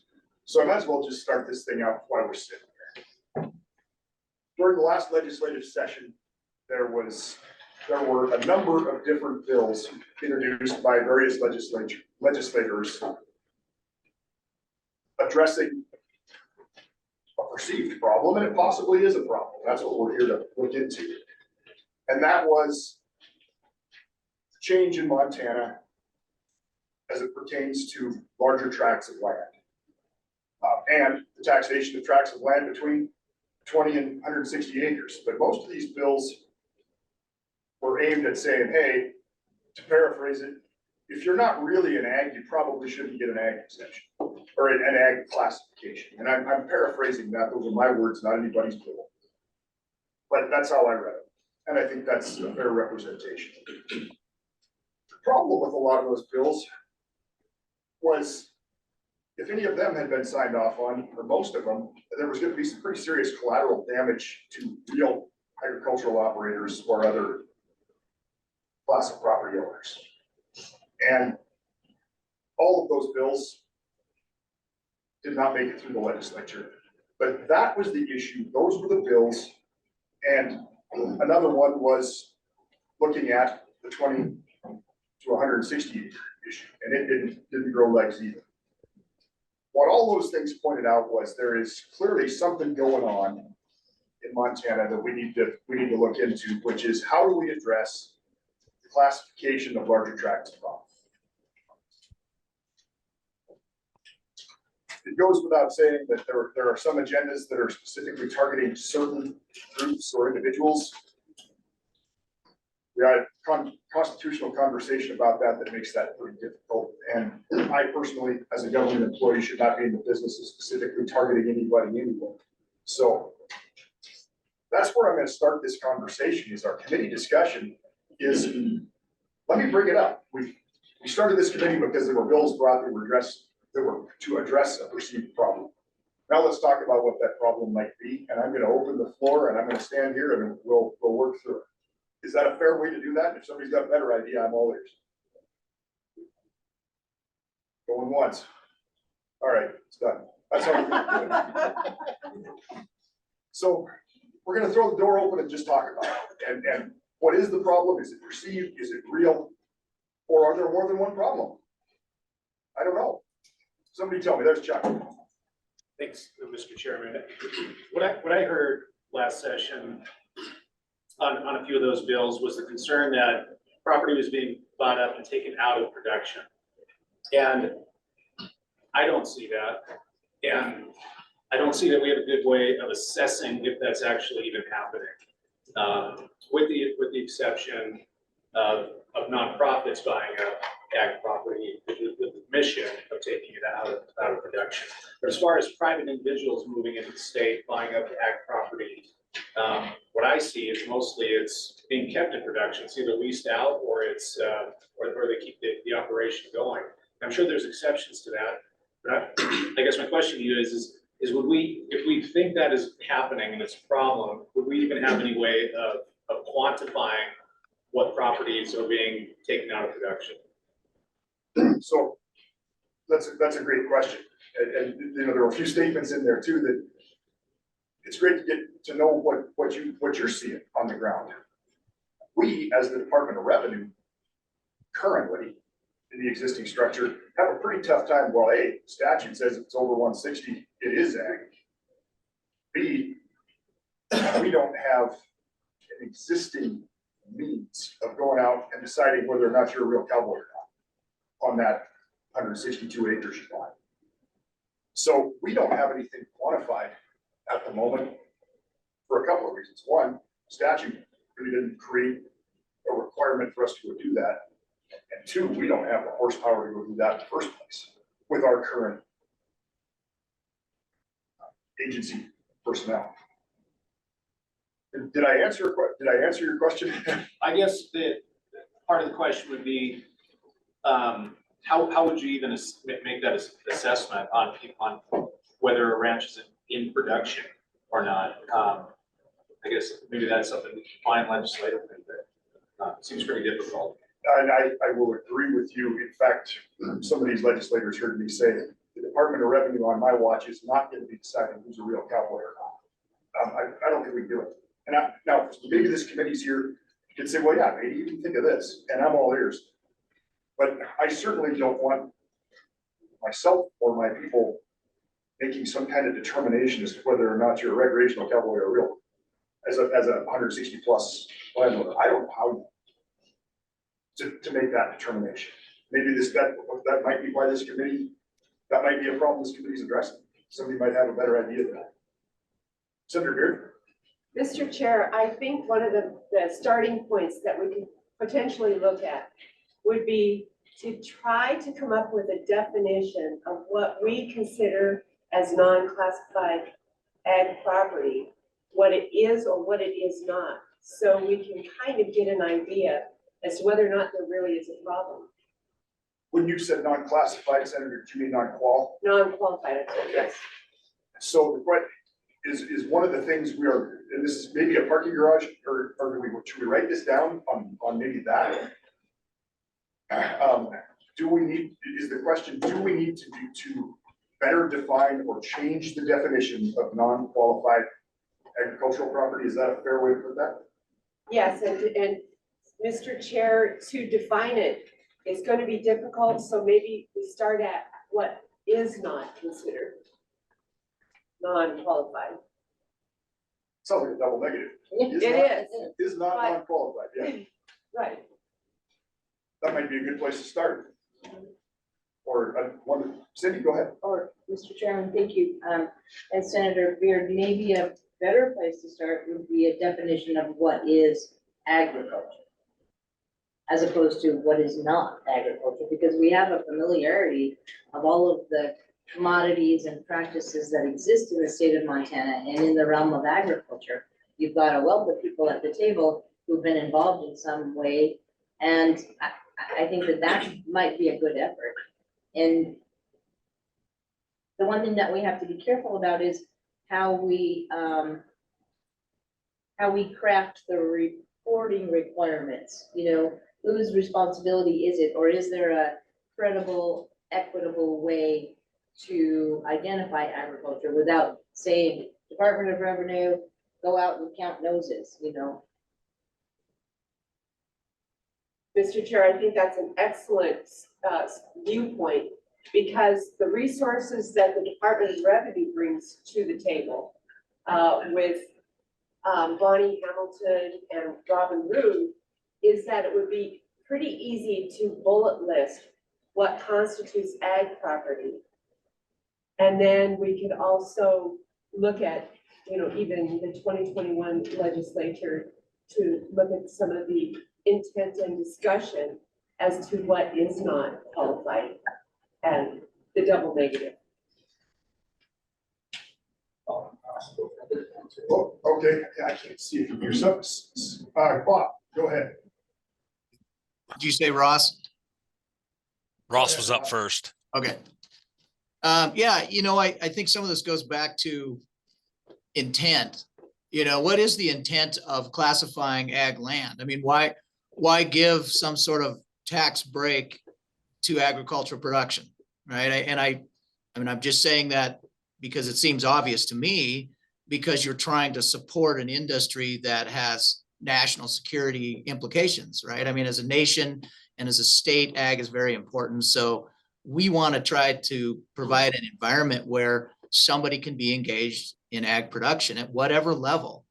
And I think if that's our intent, then I think that's what you measure it against. Is somebody actually engaged in production agriculture? Are they producing food and fiber? And if they're not, then it's something else.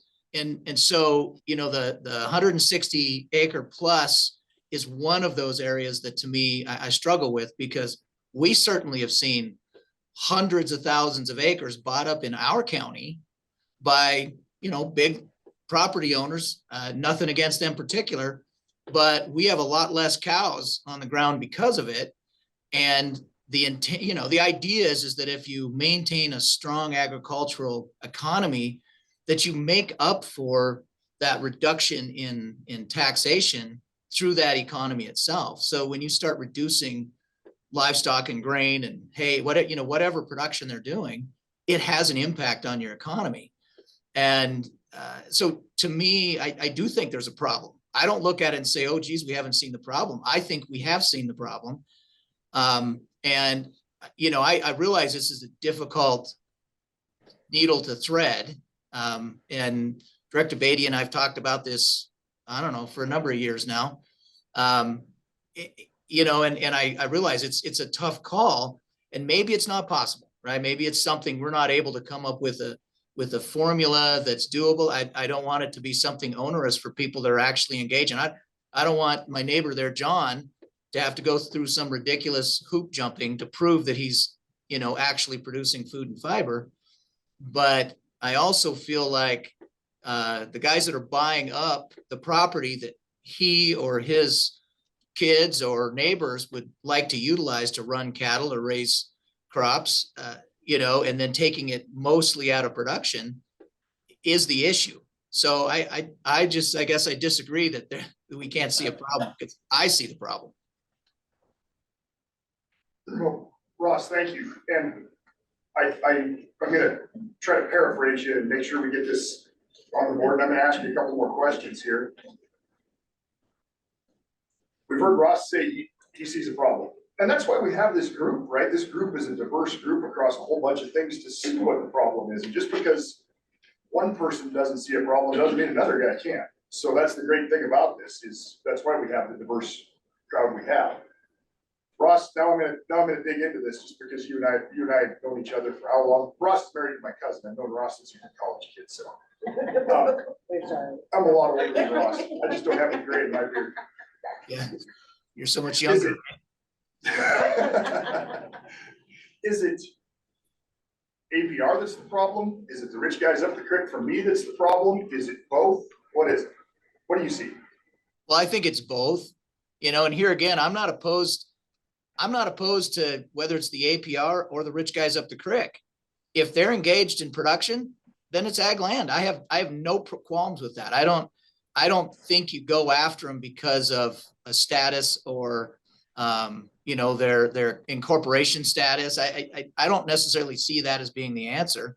I really feel like it's a matter of, are they in production or aren't they? And if they're own 250,000 acres and they lease it out to 10 different neighbors to run cattle and hay and whatever, 100%, then that's, you know, then they're producing ag off of that property. So it's not I'm gonna paraphrase you here and disagree with me if I said it wrong. It's not necessarily a specific group, it's just what the land is being used for and you're seeing land being taken out of production. Is that a fair paraphrase?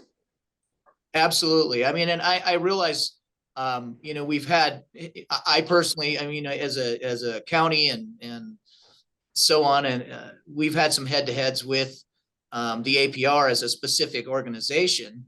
But my take on it really isn't about who owns it. It's about what they do with it. And so those are my concerns. I mean, if you have somebody that comes in, I mean, right now you have, well, I don't get into it too far, but, you know, a lot of talk about taking all this out of production, putting it specifically for conservation.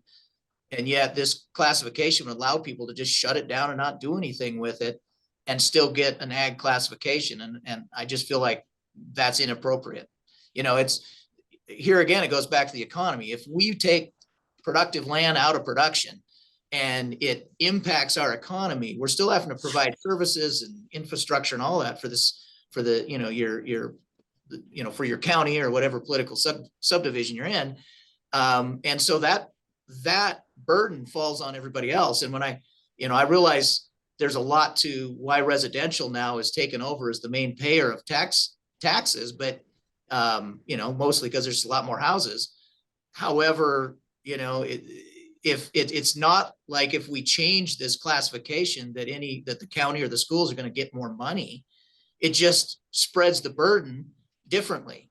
And I think that's important, that we don't lay the burden on, you know, on some, when I think the principle behind an ag classification is that you were producing, you know, millions and millions of dollars worth of economic goods that, you know, impacted positively your local economies. And if you take that out, suddenly that's not happening. So how do you make that up in the big picture?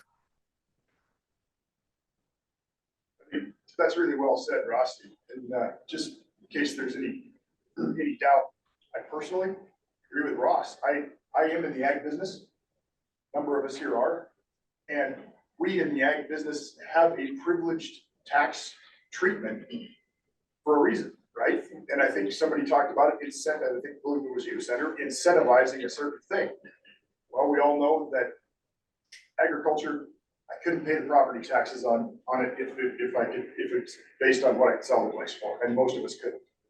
So I think let me just ask this, would everybody agree that ag sits in a privileged position to incentivize a certain behavior or production? Is there anybody that would doubt that? Because if they do, let's make sure we're all on the same page. And I know there's some farmers that would be mad at hell at me if they heard me say that, but it's my opinion. Can we start there? Go ahead. So, Mr. Chair, agriculture does have one of the lowest tax rates because, as Ross said, I mean, it was the incentive to stay in egg production, impacting the economy, producing food and fiber, national food security, all of that. So they are privileged in that if you're in active agricultural production, you have a lower tax rate. And part of the purpose of that is, as you say, if you're in the Paradise Valley ranching, you couldn't afford, even up in Winnet, apparently, if it was at market value, you couldn't afford it. But for sure in Paradise Valley or, you know, other places, Bozeman, you couldn't. So we're incentivizing people staying in our number one industry, agriculture. So to the extent you call it privileged, it's a beneficial tax rate to incentivize certain behavior. Fair enough, but word privilege might be a little too strong. I knew some farmer would disagree. And one other thing I just want to add, I agree totally with how Ross framed it too, is I don't care if it's 5 acres, a 5-acre cherry orchard, or a 5,000 acre, you know, grain or cattle and mixed operation. Egg production, whether it's produced by the owner or by a lessee. Any type of egg production, I think, needs to qualify But as a practical matter, whatever framework we provide for what is egg production may be somewhat different based on the size of the parcel or even the type of crop grown. I mean, a one size fits all definition of active agricultural production may not work, and that's just something to keep in mind. I think that warrants parking garage. One size fits all probably doesn't work. Would everybody agree with that? Or that needs to be further explored? Mr. Chair, we have 4 people online with their hands up. Bob Story first. All right, let's let Bob go. Sure. I put my hand up before we got down to this discussion, but I tend to agree with everything that's said, you know, that there is a rational basis for the evaluate or the taxation policy in Montana for ag land. I think 2 interims ago, the Revenue Committee spent a whole lot of time working on cherry orchards and a couple other things with small tracts, because there was some great concern that the $1,500 limitation, which is a one size fits all that we're under right now, was established in the mid '80s when $1,500 was worth a lot more than it is today. Although that's not really relative to what commodities are worth, but there's concern that, you know, people could grow $1,500 of herbs and things in their backyard garden and get ag qualification on their backyard in Helena. So that was never resolved. The issue, I guess, is what is qualified ag land or what is non-qualified ag land is probably that. And, you know, the biggest example of what Ross was talking about was the CRP, right? I mean, what changed the whole economy of rural Montana? The CRP program, when it basically took a lot of land out of production almost permanently. It's still ag land, but then you lost all your supply things. You had a lot of people put their land in CRP and go south and draw their check, and when they came out, they rented it out. So, you know, the economy is changing, and it's really been doing this forever. I suppose the first one was Ted Turner, and when he came in and started buying property, and everyone was concerned about, you know, what are the impacts to the tax base and the economy. And I don't know if anybody ever really did a good study on that. I always maintained it didn't hurt the tax base at all, because we took all the livestock off the property tax base in $99 anyway, and usually they got rid of a bunch of old wore out equipment and built 2 or 3 multi-million-dollar houses, and the tax base went up. So there's just a lot of moving parts here, but it is important, I guess, to understand how some of this land use is changing the economies, and it affects the local governments, as Ross knows, differently than it affects the state. You know, you can generate a lot of income tax money that doesn't help the city or counties at all, and no property tax money that you need for the schools and the local governments. The end. All right, Bob, I'm looking for a question in there, or was it a statement, or was there a proposed solution, or was there, it was well said, but I'm not sure where we go from there with that, or do we go anywhere? Well, I just think it's like everything, you know, till you really have some, I mean, I don't know if you can ever get an analysis so you can hang your hat on an analysis. So then it gets down to what can you do politically, and, you know, if there's enough impetus to try to deal with, I mean, we're really dealing with a pretty small portion of stuff here, which is property taxes on land, you know, which doesn't generate a whole lot of money for anybody, and it will create a whole lot of heat. But whether you can change people's economic decisions to an extent by the amount that we can fix the property tax system, I'm not certain about that. But the one issue that we can work on that probably was misconceived in the beginning is how currently non-qualified ag land, those 20 acre plus to 160 acre tracts, how that system works, because there's a lot of loopholes in that and a lot of abuse inside that system. And it was just kind of thrown together, is my understanding, talking to people who did it, to deal with how do you get more money for local governments on these 20 acre tracts that are subdivided, and because a lot of them were basically grazing land that was going into subdivision. That's where you got 7 times grazing thing. But smart people figured out if you put irrigated land into those tracts and didn't qualify them, you actually had a lower tax bill than you had if you left them irrigated. So that's kind of out there, but it's something I think that could be addressed along with some of the bigger issue that you identified, Director. So Bob, I think if I can parse that down to one of the things to put in the parking garage, you might already be there, which is really changing the definition or enhancing the definition of non-qualified ag. Does that sound like? Either changing it or changing how it's valued, you know. I mean, to say that piece of irrigated ground in the Gallatin Valley that's 21 acres should be taxed as grazing land doesn't make a bit of sense, you know. I mean, it should be taxed at some multiple of what it was, not some multiple of something it never was. That's a great quote. It is.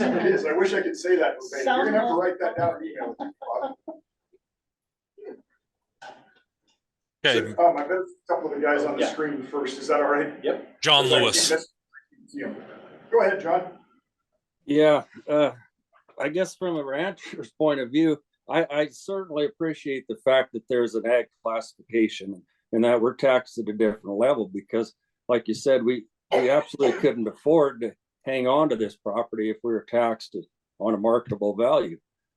And kind of back to what Ross talks about, I'm not near as well versed as Ross, so bear with me a little bit.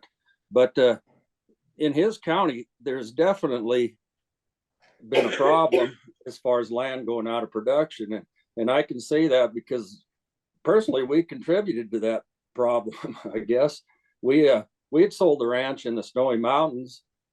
Well, we did a 1031 exchange is what we did to pick up ranch that was more ag friendly, that's contiguous with our home ranch. And that land has definitely gone out of production. And, you know, they bought it for hunting purposes, and absolutely nothing against that, you know, and this is a very wealthy person that came in and bought this property. And if anything, we could all learn from him, because he's obviously done things right. But there has definitely been a lot of land taken out of production. And how you prove productivity, I don't know, but I think we're going to have to do that. And as a producer, you know, our family's had this place for over 100 years, and I know my ancestors never dreamt we would have to prove that we are in production agriculture, but it may come to that. And I'm not opposed, you know, I don't want it to be a huge hula hoop we have to jump through, but I'm certainly not opposed to somehow showing tax records, showing proof of ownership of cattle, proof of sales, whatever it may be, to prove that we are a viable in production agriculture still. And I just feel there does definitely need to be a fine line. I don't know, there's a fine line there, but there needs to be a difference between land that's in production and land that's been taken out of production. So can I paraphrase the issue of how do we define production? Is that a fair way to phrase that? Or can well, we yeah, that's the difficult thing. I think that's why we as a task force are here, is to try to decide how we can do that. And like Ross says, maybe it is impossible, but boy, it's a step we really need to look at. I wish I had an answer. I don't, you know, but maybe by next meeting, you never know. Thank you, John. Now I think, Bill, you can see the hands raised. I can't. Yes, sir. We have Brian Campbell next. Okay, yeah, thank you, Mr. Chair. Well, I just to elaborate what everybody else was saying, but one little thing I was thinking about is that when you were talking about the incentives for developing the different classifications of land taxes, property taxes, do we want to incentivize a person to own 160 acres? Or do we want to incentivize a person to be a farmer? I mean, that seems like that's what it boils down to. And so, but yeah, I think the production, how you determine production is going to be the big question. I won't go off on the cherry business until somebody asks me to, but it's really an issue out here because right now, for me, I think it is. People are incentivized to put in 100 cherry trees and save thousands of dollars on their lakefront property. And that's their incentive. They're not incentivized to be farmers. So that's all I have to say for now. Thank you. Now is there something? I'm trying to paraphrase a questioner. Well, is your question, what are we incentivizing? That's a good way of putting it. Am I incentivizing somebody to own 161 acres or am I incentivizing somebody to be in production ag? Those are actually two different critters, right? Cindy's nodding her head. Anybody else, or I guess, did Brian and I have that wrong? LG says, yeah. Right. So is our question, what are we incentivizing? Is that a short way to say that, or am I messing that up? No, that's what I was angling at, yes. Thank you. Okay, Bill, we have one more. We have David Atkins. I'm a forest landowner and president of the Montana Forest Owners Association. And I guess I just wanted to comment that, ag and forestry have reduced tax rates. And I think the incentive is for managing those lands.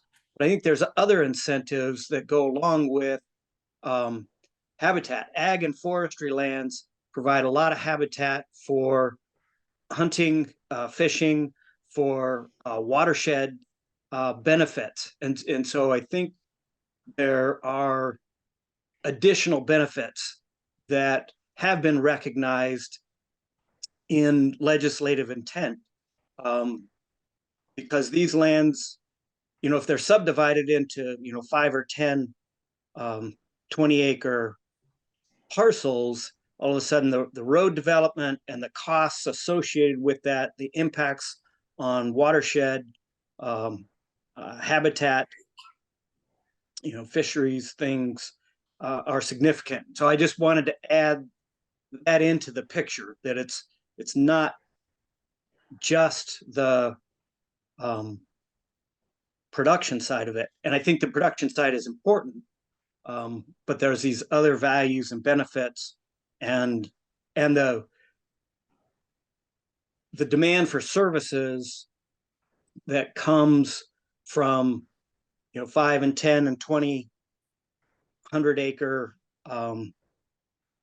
ranchettes or forestettes is much different than larger parcels. So this is a messy hard thing to sort out. So if I can paraphrase that, should we be incentivizing more than just production ag? Is that what you're getting at? And just because I put those words out there doesn't mean they're yours. Tell me I'm wrong. No, I think that's true. And I think that's been recognized in the forest land valuation processes, that those forests are providing downstream watershed benefits, wildlife habitat benefits when, elk and deer,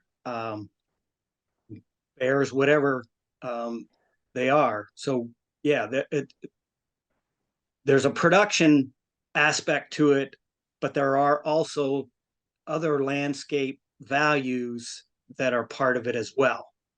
And I don't want us to lose track that this is multifaceted in addition to production. Great, Sure. yeah, go ahead. So I rise to a point of order. I'll be a parliamentarian here. Oh, Sorry. But just sticking with our agenda, this is item 5, which is the committee discussion, great input. There's a time for that, and that's during the public comment part. So and that will be identified after a while at the public comment parts. Gotcha, Scott. Thank you. So we'll keep the public comment here to till we're done with the committee. I apologize. I didn't have my committee list on me, and I thought you were on the committee, so I apologize, everybody.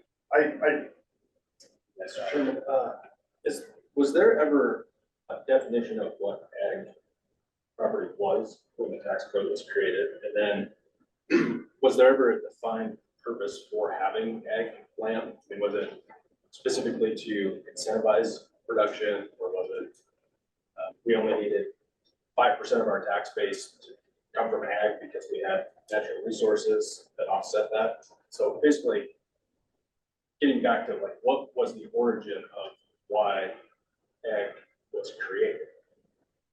I mean, we can all assume the reason, but was there ever anything defined as to why what it was and why it was created? That's a really good question, and I know it's not in the code, the Montana Code annotated. Go ahead, Senator. Mr. Chair, the Lieutenant Governor brought something up a little while ago, talking about the production of our agricultural industry is important, and that's one of the reasons that we incentivize through this tax classification and the rate. But I don't want to get too far from looking at what our agricultural bottom line is for the state of Montana. Within the state and within our nation is that we bring a lot to bear for our productivity. And I think if we continue or steer back the conversation to productivity levels of what we provide and what the state product is, then we can get a better handle on what we want to incentivize. Sure, thank you, Senator, and I agree. Let me throw something else out at you. This one really come out of nowhere, but actually it stems from what Ross Butcher brought up about the other positive economic impacts that production agriculture brings to Montana, because we're kind of really focusing on production ag here, right? And everybody's with me on that? Absolutely. So Ross had a great point. You know, there's more that comes with production ag than just property tax benefits, right? So going back to a past life I had, we had a place leased in southeast Montana, big place. An entity purchased it. They're still in the ag business. It and everybody else around it, and then some. Major corporation, and they don't buy their fence posts at the Ace Hardware in Miles City. They buy them by the trainload and distribute them among their various entities nationwide. They don't do a lot of local, and it's their business. They have to fit their right to the end to do their business wherever they want. But there's another piece of this that kind of dovetails onto Ross's. And I'm not sure it should be addressed by this committee, but this thing has spider webs that go everywhere, right? How Montana is evolving and changing. And I'm not about to mess with somebody's property rights. There's more to this. Some of these entities are taking their business out of state and just running their cows here or cutting the grain here. I don't know that that kind of production should be addressed in this forum, but it exists if anybody can know about it. And it's for real and it's growing. So I think we're all kind of focusing back to production. And now we've got two pieces here. As we exist right now, we've got 160 acres plus, and we have 20 to 40, really. And then there's that other piece, that 20 acre piece. Do we break that down into three things to three separate animals to address? And this is a question, because I don't know how to do this. If I knew how to do this, I would be a committee. How do we go about addressing production? Is that what we're kind of focusing on right now, and what do we have? All right, we've got about an hour and 15 minutes. We better give public comment. We got about 45 minutes, right? Or about half an hour before we address agenda and other meeting dates. So go ahead, Senator. Mr. Chair, when you bring up an idea like that, break it up into other pieces, distinguishable pieces, that is going to do to the state of Montana one thing we on the tax committees always cringe at, and that is making our Montana tax code more complicated. So we're gonna get some pushback if we do something like that, but it might be inevitable if that's the way we approach this. I think your point's well taken, Senator. I think I said it wrong. What I'm talking about the definition of production as we're talking about these different pieces, rather than making complex legislation. Just how do we talk? Do we address production in different places? So maybe you're saying the same thing I am, and maybe not. Just keeping track of that angle as well, because I could see that this could go in the direction of making sub-classifications, which for out-of-state entities with holdings in Montana, their accountants might just send in the forces to testify at our hearings to change statute. Not on top of it, if we did something like that, we'd probably get sued. I think get sued. Go ahead.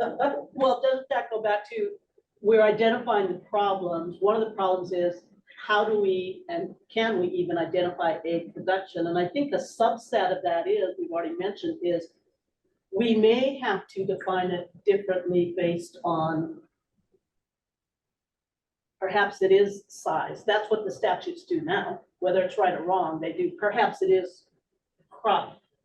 So I think that's a subset of the problem we've identified, is how do we define agricultural production, and do we have to vary between certain yet to be identified parameters such as size of parcel, type of crop, but it wouldn't be based on resident, non-resident, whether the owner's a corporation or not. They need to, make sense, whatever we identify. I don't know that we answered your question. You said, is there a record of intent? Yes. Since the 1900s, there's all kinds of intent as to why we do this. It's to incentivize agricultural production. Are you asking for someone to kind of compile some of that for you, or? No, I guess I was just clarifying that is the actual intent of why ag classification was created when we did the tax code. I mean, it makes sense, and it seems like we all assume that, right? Right, so different classes have existed even pre-1972. There were some big shifts in 1972, but even before 1972, there were different classes of how properties were taxed, including agriculture. And I think Lieutenant Governor, I think I'm gonna remember this right, but the 20-acre thing came out of 1972 when they said anything under 20 acres was a subdivision.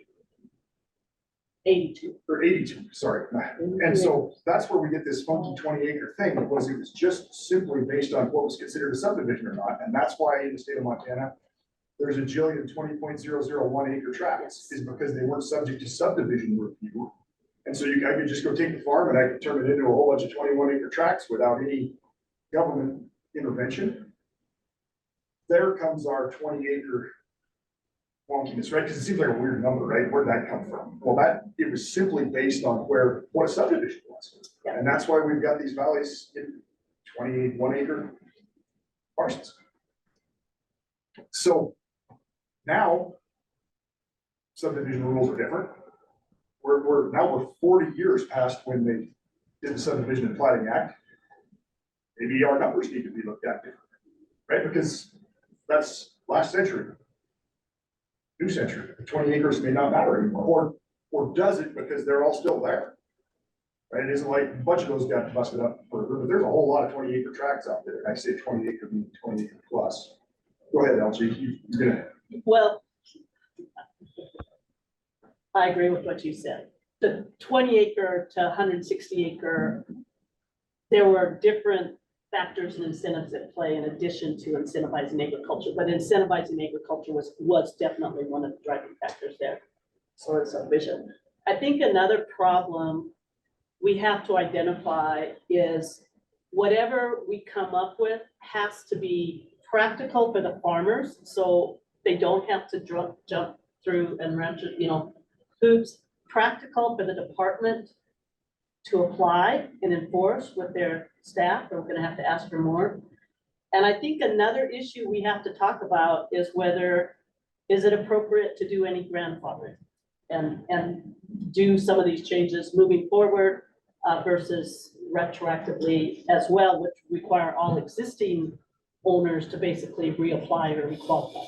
You just gave Senator Beard a hard time. Everything you said is good, yeah. All those need to be identified, or need to be addressed. Here's my first question, I think, and I'm gonna circle back around, because it's where we started. Is there a problem? We've heard Ross say there's a problem. We've heard Chuck say there might be one, or part of one. Maybe it's a slightly different problem than Ross identified. Chuck, would you agree with that? Yes. Okay, just making sure I don't ever want to put words in someone's mouth. So I guess the first question is, and I think we probably better arrive at some form of consensus, is there a problem that this committee needs to address? If there's not, I have much spare time. But do I need, go ahead. Mr. Chair, just a question, since I'm not up to speed on this. I keep hearing that we're losing land that's going to have production ag. Do we have any data that supports that? I'm not saying it's true or it's not true, but just, I think for this committee, it seems like we're kind of trending in that way that may be a problem. I'd love to see some data that helps inform our discussion on that. I don't know if that's something that you have or Department of Ag has, but if that's a potential problem, do we support that, and where's the data for that? You know, that's a great question, and I don't believe we have that kind of data, and that kind of data could get really wild, right? If we looked at per capita livestock reports, well, there were parts of the state that were pretty droughty for quite a while. A lot of outfits destocked. That would show fewer cattle in certain counties. Does that mean they all went to amusement parks? So or grain production or other crop production. If it doesn't rain, we don't have as many bushels. Go ahead, I'll let you finish up and then Cindy will go ahead. Okay, and this is a little bit of a non sequitur, but while I have the talking stick, I thought I'd just throw it out here. Just whatever, I think whatever we come up with, I'm a little leery of it being, for lack of a better term, punitive or adding more red tape or making people jump through hoops. I feel like we should, to the best of our ability, I know this isn't possible every time, look at incentives. What I worry about is if we say, and this is a wild example, but let's say we say, we're going, we're losing land to agricultural production. So, to be considered ag, you have to have 100 cows. Bad example, but that's what I could come up with. What I worry about is people with money will just buy 101 cows. And so that's why I say, and again, non sequitur, but I think whatever we do should really look at incentivizing good behavior versus punishing for people not doing certain things, because I don't want to catch, the mom and pop farm or mom and pop ranch up in this. And that's what I'm afraid if we're punitive, we're going to get into. So thank you for indulging that non sequitur, but I just wanted to get it out there while it's, fresh on the brain. And I don't think that was a non sequitur. I think that would be the stated goal of this operation. Perfectly honest, that's no non sequitur in my book. I don't know about anybody else's. Let me let Cindy talk and then you, Senator, if that's all right. Thank you, Director. A couple of things, in regard to where would the data come from or how could we acquire the data? And Ross might be able to answer this question. It's been a while since I was a county commissioner, but your local clerk and recorder records all transfers of property in your county. So your local government could be one source of data. And all title companies that exist in the state of Montana are tracking transfers of property. And so that could be another source of data. Those two places you could probably go to. And there might be pushback from local government saying you don't have the time or the manpower or it's gonna cost you money, or, you know, the games that get played. But then switching gears, in regard to what do we call production agriculture? Would there ever be a format that we could use that follows what our departments of revenue require from us when we file our income taxes? The US government and our state government require that I attest that 2/3 of my gross revenue come from production agriculture in order for me to file an agricultural tax form and claim all of those expenses. So can I paraphrase that down to Schedule F? Sure. Just to make it easy. Easier for Robin to write. Yeah. The end. Well said. And, you know, we get all the stuff from the local government because we're, you know, all the land transfers come to us. So we have that. What we don't have is whether or not that parcel produced a cow or a bushel of wheat. USDA has that information by county, agricultural statistics and land in production. So maybe we need to invite someone from Department of Agriculture that can either start attending or help us with some of that data. It's a great suggestion. Thank you. All right, I'm gonna have the senator, and then I've got hands up all over the wall over there. They covered it and then some. Okay. How about Representative Thaney? Thank you, Mr. Chair. You know, the first thing I would wonder is, do we have consensus around the table that the purpose and the legislative intent of the ag classification is to incentivize ag production?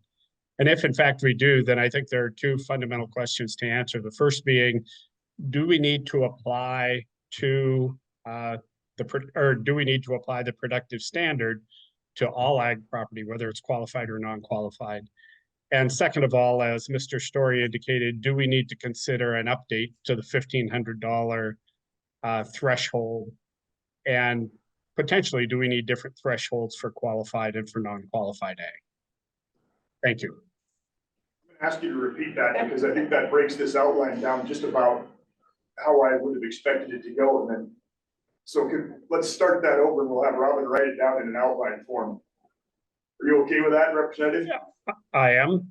So I think the first question is whether or not we have consensus that the legislative intent of creating the agricultural classification was to incentivize ag production. And if in fact, I'll give Robin a chance there. Okay, and then if in fact we do have agreement that that was the intent, do we need to apply a productive standard to all ag property, whether it's qualified or non-qualified?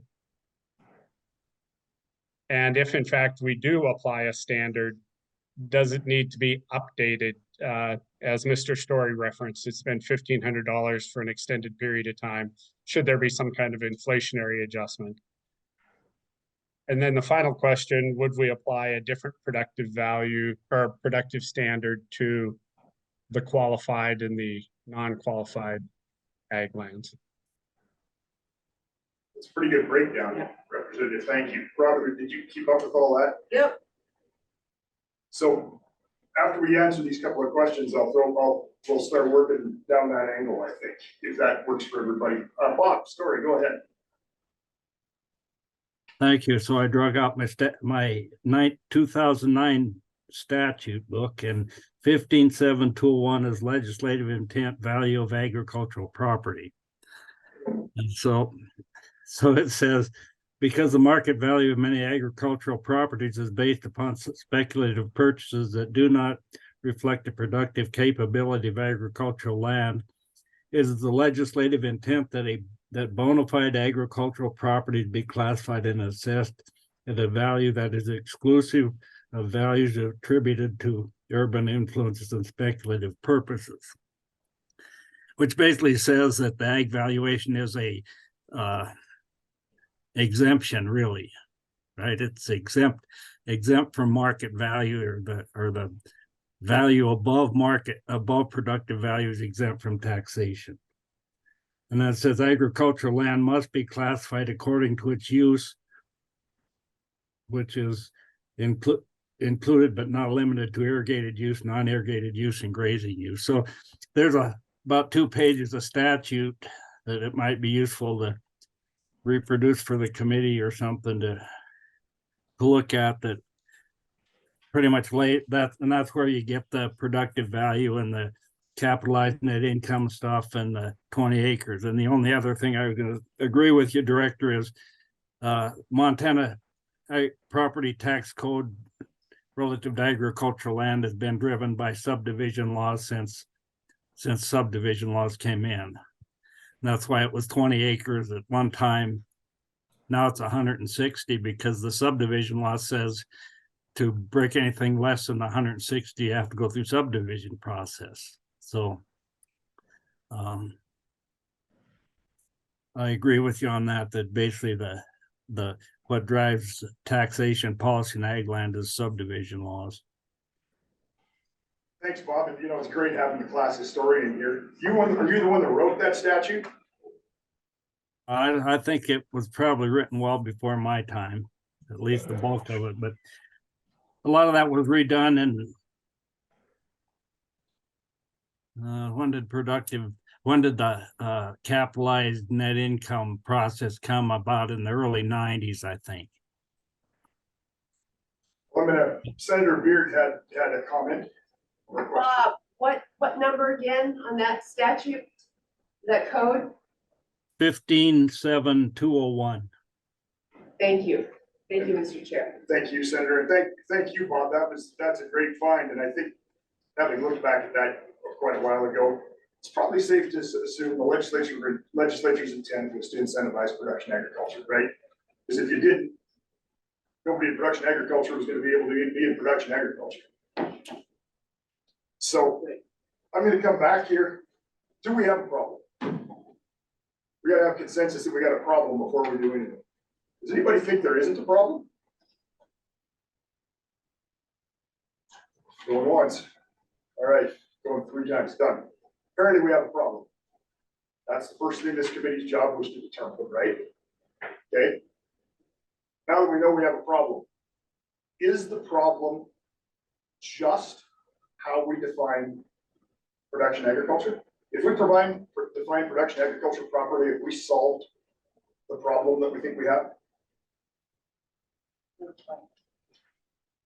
Mr. Chairman, I think it would depend on what definition we actually chose. So if we define it badly, we solve no problem. Yeah, so maybe I better rephrase my question. Can we solve the problem by properly defining production agriculture?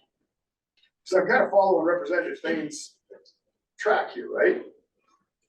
Go ahead. Well, to me, it seems like a relatively dangerous proposition because, as Mr. Strange was talking about, right, I don't want to come up with a reason to create a whole classification of willfully inept farmers and ranchers. Legitimate point. And right?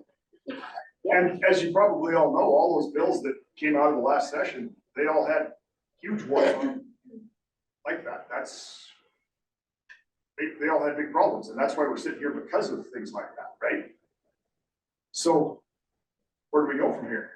Robin, what was Representative Thane's second question? We've identified that we have a problem. Then do we need to have a productive value? Does every parcel need to be measured on what it's productive? Is it producing, and should that be a measure for qualification? So let's kick that idea around. Go ahead. Sorry, I want to backtrack for a second. I'm a visual learner. Maybe somebody can, just for my clarification, succinctly say what the problem is. Because I think we're all saying there's a problem, but I don't know if we have like a one-liner that says the problem is X. I think there's questions out there. I think we're all asking a lot of really good questions, but I'm not sure if somebody's maybe to my understanding defined what the problem is. I'll take a stab at it. Yeah, that makes, yeah. The intent of the current land classifications is to provide a beneficial rate to agriculturally producing lands to incentivize agricultural production, but lands that are in fact not in active agricultural production are able to take advantage of that lower rate. So it's not sufficiently tailored to true agricultural production lands. Your last sentence kind of sums it up, doesn't it? The Take that current paragraph. structure isn't actually tailored to benefit truly, actually active, productive agricultural producing lands. Now let's write that down and then we'll all make sure everybody's on the same page. That, to me, gives a one-liner to what I think I'm hearing. Everybody agrees the problem is, but now let's make sure that I'm hearing what I think I heard. Senator?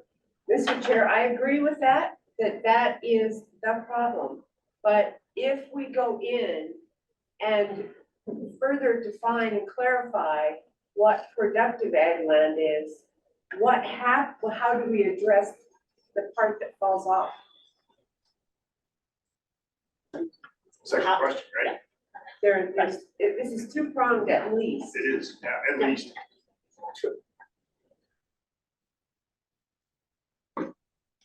Go ahead. Is there, doing this, do we create separate kind of collateral damage?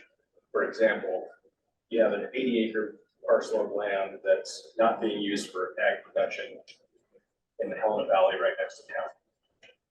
You change that classification, tax rates go up. That person might then say, well, I'm gonna sell it to somebody to develop it because I can't afford to just keep it as well ground. This is not an ideal, and we don't want to force people to start thinking. Right, that's a very valid point. And you know, that the scary part about how this whole thing went in the last session was every one of those bills you looked at, there was huge collateral damage all over the place. And that's, I presume, why those bills died. We weren't, this administration wasn't active on those bills when you read it, like, somebody's box is gonna get bored here. And that's why we have this diverse group to see if there's something, if there's a problem, which we think there is. Can we address it equitably and fairly? So let's hit the LG's statement and see if everybody agrees on it. Current structure isn't tailored to achieve legislature's intent. So start here. Okay, sorry. Legislature intends to incentivize properties actively engaging in agricultural production, and the current structure isn't tailored to achieve that intent. Is that the problem? Is there anybody that thinks that's not the problem? Bob, your hand's up. My hands So up. Ross. Different Go ahead, reason. Bob. Well, I'll jump in. I keep raising my hand and dropping it because you guys are so, so far ahead of me. You keep answering questions before I get to it. But I do think Lieutenant Governor that's right, spot on. The thing is we keep saying, well, we don't want to gore anybody's ox, but the reality is an incentive is an incentive for a purpose. So if you've not met the purpose to gain the incentive, then you don't get the incentive. So if you've got 80 acres or 800 acres, 8,000 acres, 8 acres, and you're not producing agriculture on it, then you shouldn't get that incentive. That's the point. And I think that's why we need to be able to qualify what is production ag, because I think 5 acres of cherry production, if you're actually producing cherries, sounds like you're in ag production to me. But if you got 5,000 acres and you're doing nothing with it, you've taken all the production off of it, that's your right to do it. But you don't get the break that we've given as an incentive for production. So, the 80 acres that are sitting out in the valley there, well, the guy better find somebody who wants to run some sheep on it or pay for it. That's my take. Bob, are you back with another question? Yeah, well, no, just I think comment is I agree that there's a problem out there and it has to do with what, we're talking about, people coming in, buying land and changing its use either marginally or substantially. I'm just not certain that that's a problem you can fix with the tax system. Those people that are basically doing that have the money is not an object, or they won't be doing it. And you know, unless you push their taxes extremely high, you know, I don't know if you'll change their behavior, but it's something that should be looked at because it, you know, when you get 4 or 5 bills showing up in the session and no background behind it to support them or oppose them, that's why you need a committee like this looking at those options and seeing what's viable and what's not. I think that's well said, Bob. Thank you. I see a hand up, I'm too blind to see. Look, Brian. Brian. Yeah, thank you, Mr. Chair. Well, this is a question for Ross or maybe John or whomever, but it's a little side note, but if a out of state or not necessarily out of state, any buyer wanted to buy 160 acre plus piece of property, is it very feasible for them to find somebody and they didn't want to be a farmer or a rancher, but they just wanted to buy that property? Is it feasible for them to find somebody to run animals on that property or to actually farm it and get production out of it? You want me to take that? Sure. So, you know, I don't know if you can give an answer on whether it's feasible or not. I mean, it appears to me, and I'm just speaking from my locale, there's always somebody saying, hey, I need some more pasture. I need some hay. I need whatever. So I think it's possible, but that's really not the point. If the person buys it thinking they're going to get an incentive, but they're not going to do what it takes to get the incentive, you don't get the incentive. Now, I think, you know, Bob knows more about this than I do by a long shot, and he may be right. Maybe the difference between whatever we, you know, break you get as a production ag and whatever classification or however you tax it, if it's not, maybe that's not enough of a difference to make it up. It's just, I know, you know, from my perspective that, you know, the county is not going to get more money because you reclassify things. It just shifts burdens. And I'd rather shift burdens. I think you should shift the burden, not to the people in production, but those that aren't. And so that's really the point, is either it's an incentive to produce food and fiber or it's not. And if it's not an incentive to push food and fiber, why do we call it an ag rate? So can I make another comment? Yeah, go ahead, Brad. Okay, thank you. Well, I guess I'm in a unique position out here with the cherry industry, but I guess all forms of agriculture have to be considered for this problem. But that's what gets tricky is, you know, when you say define the production, well, you got ranching and you have cherry farming, and they're totally different beasts. But this is what's happening out here in my neck of the woods, is that a person will buy an orchard. They're not a farmer. They have no intention to be a farmer. And then they can't find someone to run the orchard or lease it or make it productive.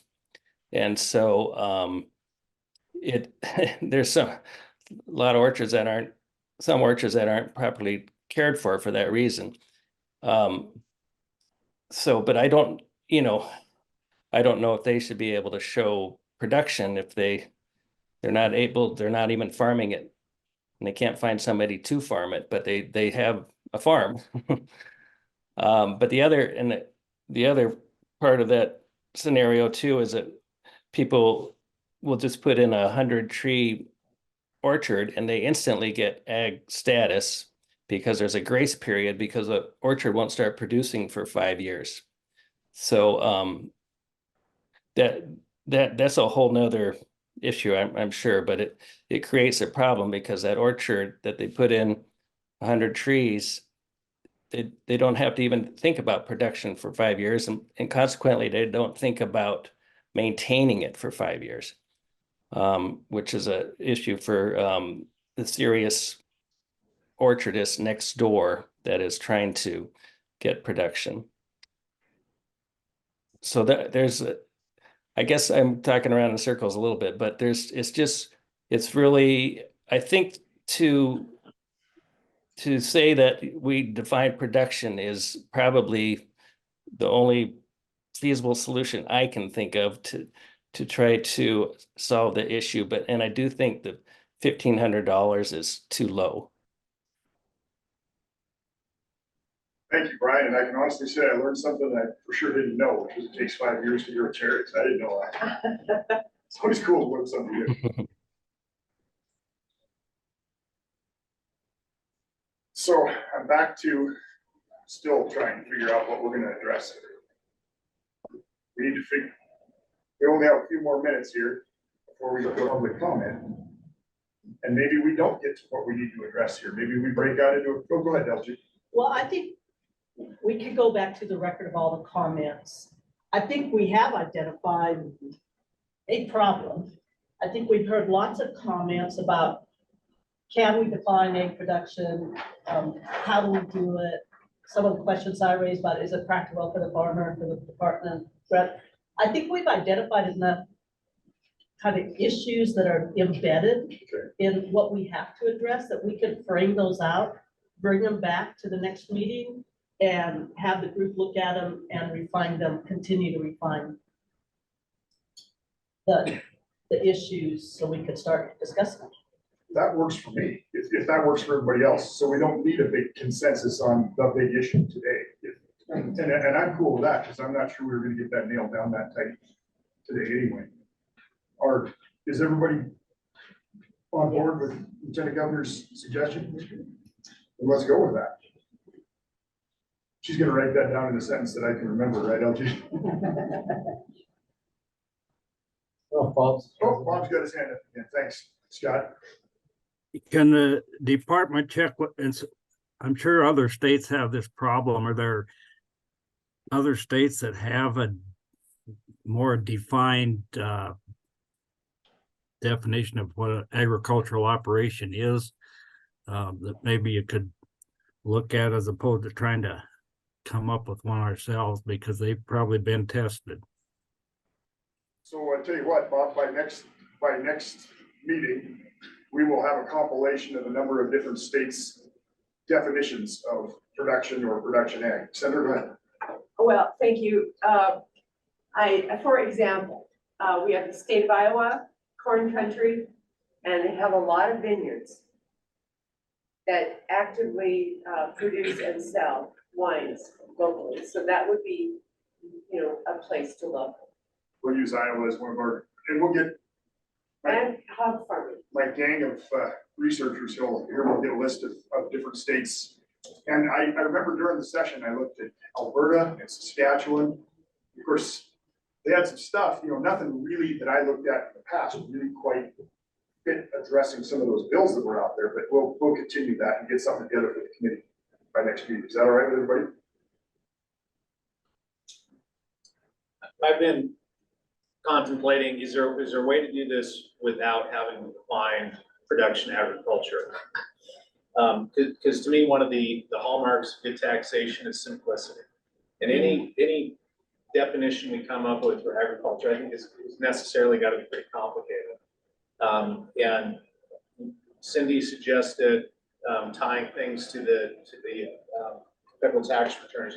Is there something that our farmers and ranchers are already doing that is that we can look at that signifies whether they're in ag production or not, so that we don't have to create this definition? That's a very good question. Is the Schedule F enough? Are you a farmer if you file a Schedule F, yes or no? Maybe that's it. That is an excellent question. I think we could check the box, but it shouldn't be an exclusive list if you are participating in this USDA program, if you have a Schedule F. But that's not going to cover everybody, so I think you have to have some catch-all provisions too, but that's an excellent question. It's a great question. How do we simplify this? This is not a simple thing. Maybe it is, maybe I just make it. But we don't want to limit to those because I think that'd be overly exclusive, especially the USDA programs, right? So, okay, it's 1:45. If if everybody's okay with where we're at, we're gonna go to public comment, then we'll finalize our next plan. Is everybody all right with that? So we'll go to public comment now. Does anybody need a break before we do that? I'm taking that as a no. All right, then we're gonna go to public comment, and Bill, like, you're in charge of who gets called, because I can't see hands from here. Okay, I just wanted to to read in David Atkins' comment. He had to leave. He couldn't stay for public comment, and he wrote in the comments, "It is vital that the committee seriously consider the unintended consequences. How are you going to tax the non-productive lands?" And that's the end of it. And I thank him, but he isn't here. I just want to put it on the record. Yeah, no, that was great. Thank you for doing that. Do we have any additional public comment? Steve Smith.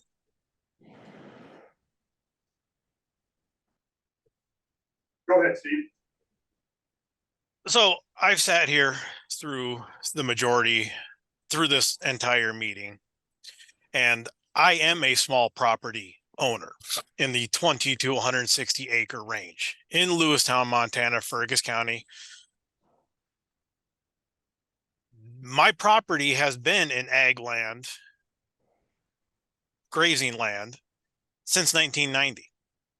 It's been in my family for over 130 years, and the only thing that has changed has been the first name on the deeds.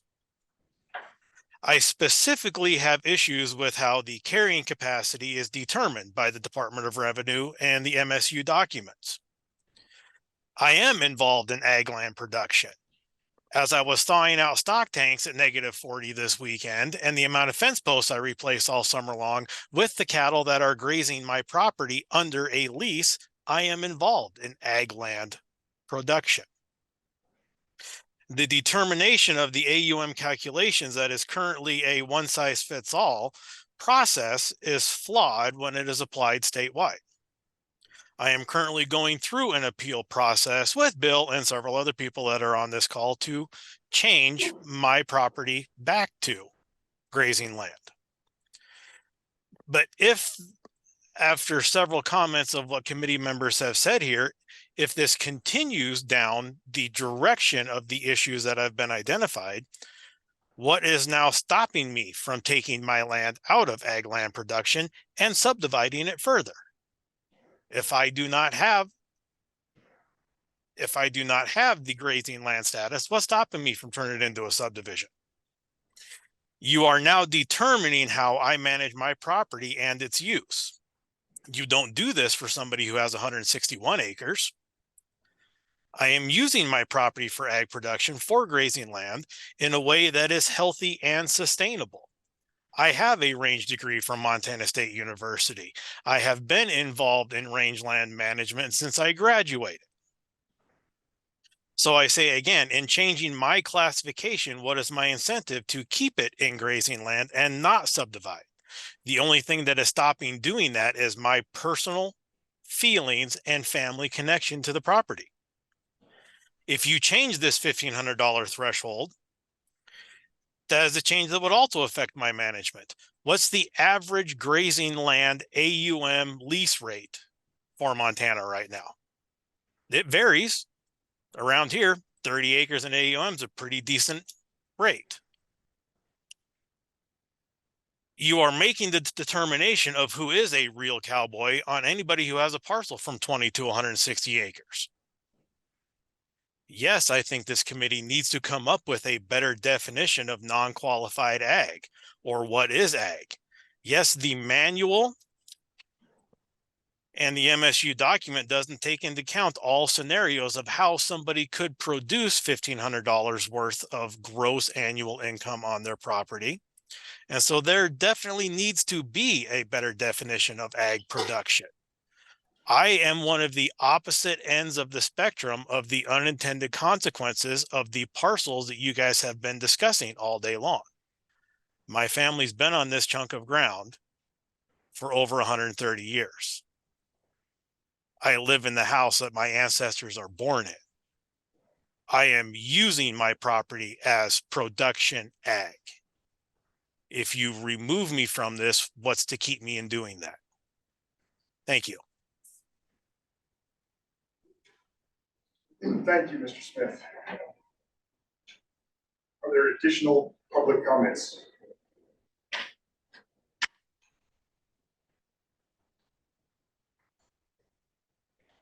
Nothing online. Anybody else in the room? For the record, my name is Pat Shelby. I'm here as the vice chair of the Montana Forest Owners Association. Can't hear me? Take my spot back. And your discussion and the input from our president, who is David Atkins, I'll just try to supplement that a little bit. But it seems like kind of dancing around in private property rights here. And what someone determines if this tract size is there, then what difference does it 21 acres or so make whether there's a approvable production capacity? I mean, within our timber class, it's based on non-industrial private forest lands based upon those productive zones. There are 5, but not about an annual, what do we sell every year? Because that's pretty few and far between on up to that 160 and non-industrial forest.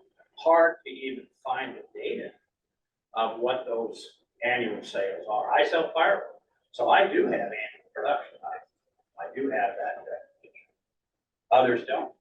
So I recognize your your problem, but that basic issue of private property rights is big.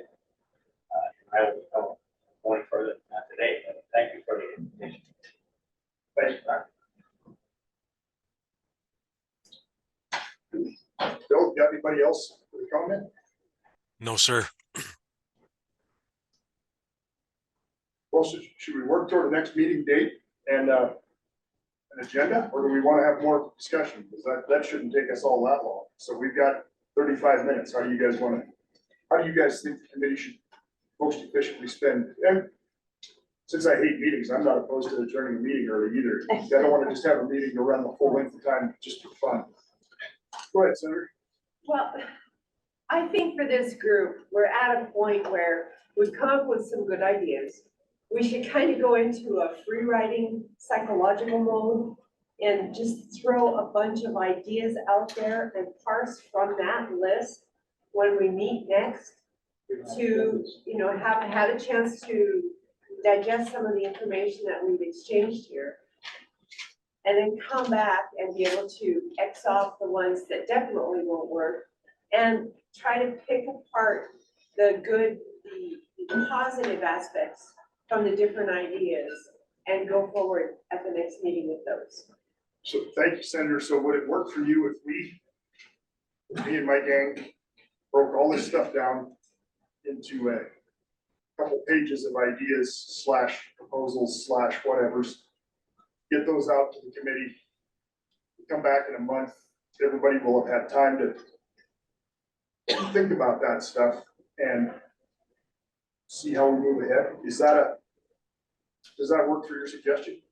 I think so. Nothing that we've talked about today is probably likely what we're going to go forward with at the end of this committee, the study group, but we have a good point of proceeding from these ideas today.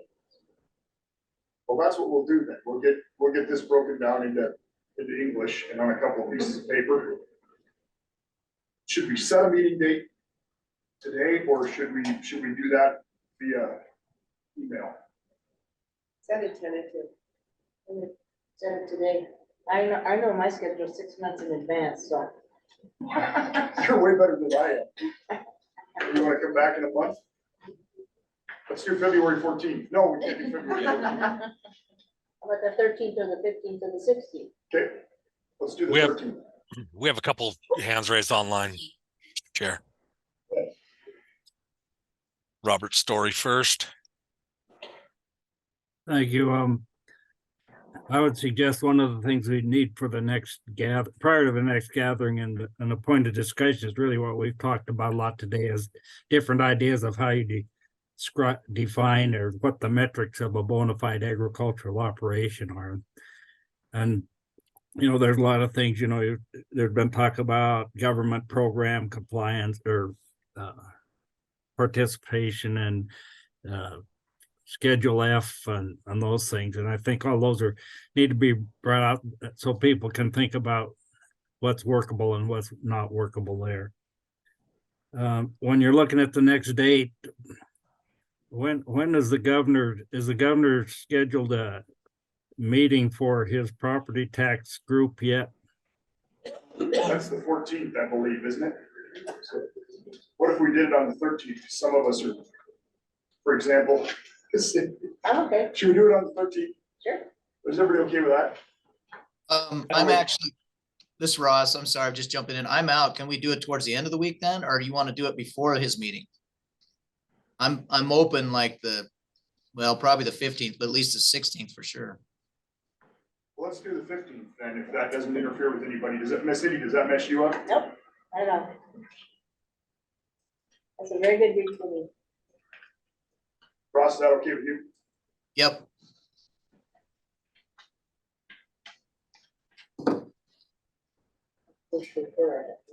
So with that, we'll get a proposed agenda out to you guys as quick as we can, just kind of following the line of what we get, but I'll get it writing in English, so it looks like it's organized. Somebody has their hand up? Representative Fain. Sorry. Thank you. Go ahead. Thank you, Chair. You referenced earlier looking at what might be happening in some other states. I might suggest that your army of researchers also look at the Council on State Taxation, the Multi-State Tax Commission, and maybe the Lincoln Institute to see if there are any model policies out there regarding taxation of ag properties. Thank you, Mr. Chair. Good suggestion. Thank you, Representative. We can call this thing out. We're done. I have Oh, go ahead, Scott. an idea or a request, I'm not sure. So there was discussion about setting up a Teams channel and a place for input. I'm just thinking that probably all of this discussion is going to gin up some further ideas by this group as they think about this. And is there a place for, as we are framing these issues, and is there a place for continued input as we go from the committee in and through? Can we direct them towards an email input address or one of our staffs, so they, if you come up with something else as you're thinking about this, we want to make sure that we have opportunity to put that input. So are we gonna do the Teams? I think we're gonna do the Teams channel, right? Would everybody think that's a legitimate place to put things? Scott, do you agree? Or is that what you think would be best? I'm all there. Is that workable? Yeah, I just have to see about people outside the organization, how we set up a Teams channel for that. Should be doable.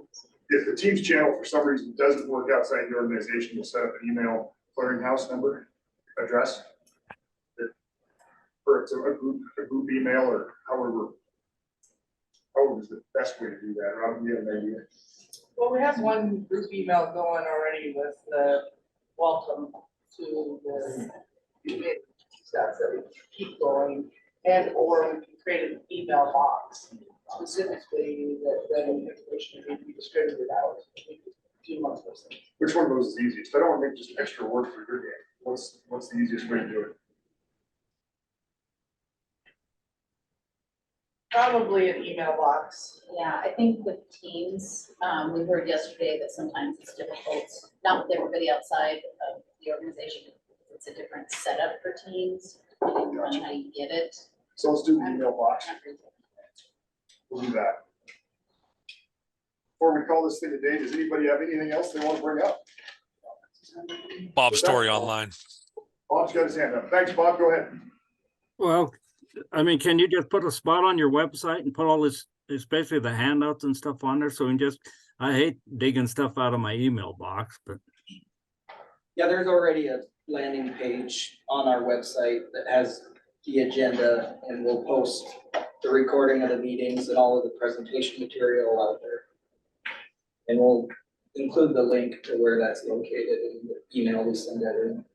So then you can put all this new stuff up there prior to the meeting too, so we have access to it. Yeah, thank you. Yeah, we'll get on that right away. Thank you, Bob. With that, hey, I want to Mr. thank Chair, everybody. Go ahead. we have Mr. Smith online with his hand up. Just a quick question again about public comment. Who is going to be developing the agenda for the next meeting? My staff and I will develop the agenda for the next meeting and it will be posted on the website. Mr. Smith, does that work for you? Would you like something different? Or some opportunity to work with who's developing the agenda for some time and some discussion? Got to be a little careful about that because this is a public working group nominated by the governor. Love to have any public comment, okay? You can call me and I will talk all you want to talk about any of this stuff and I will make sure your thoughts and your concerns are addressed, I promise. Appreciate that. Thank you. Thank you. Appreciate your involvement too.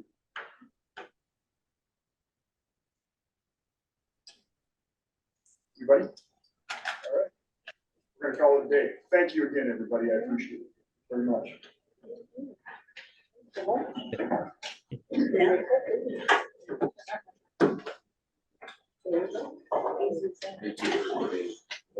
My brain is definitely.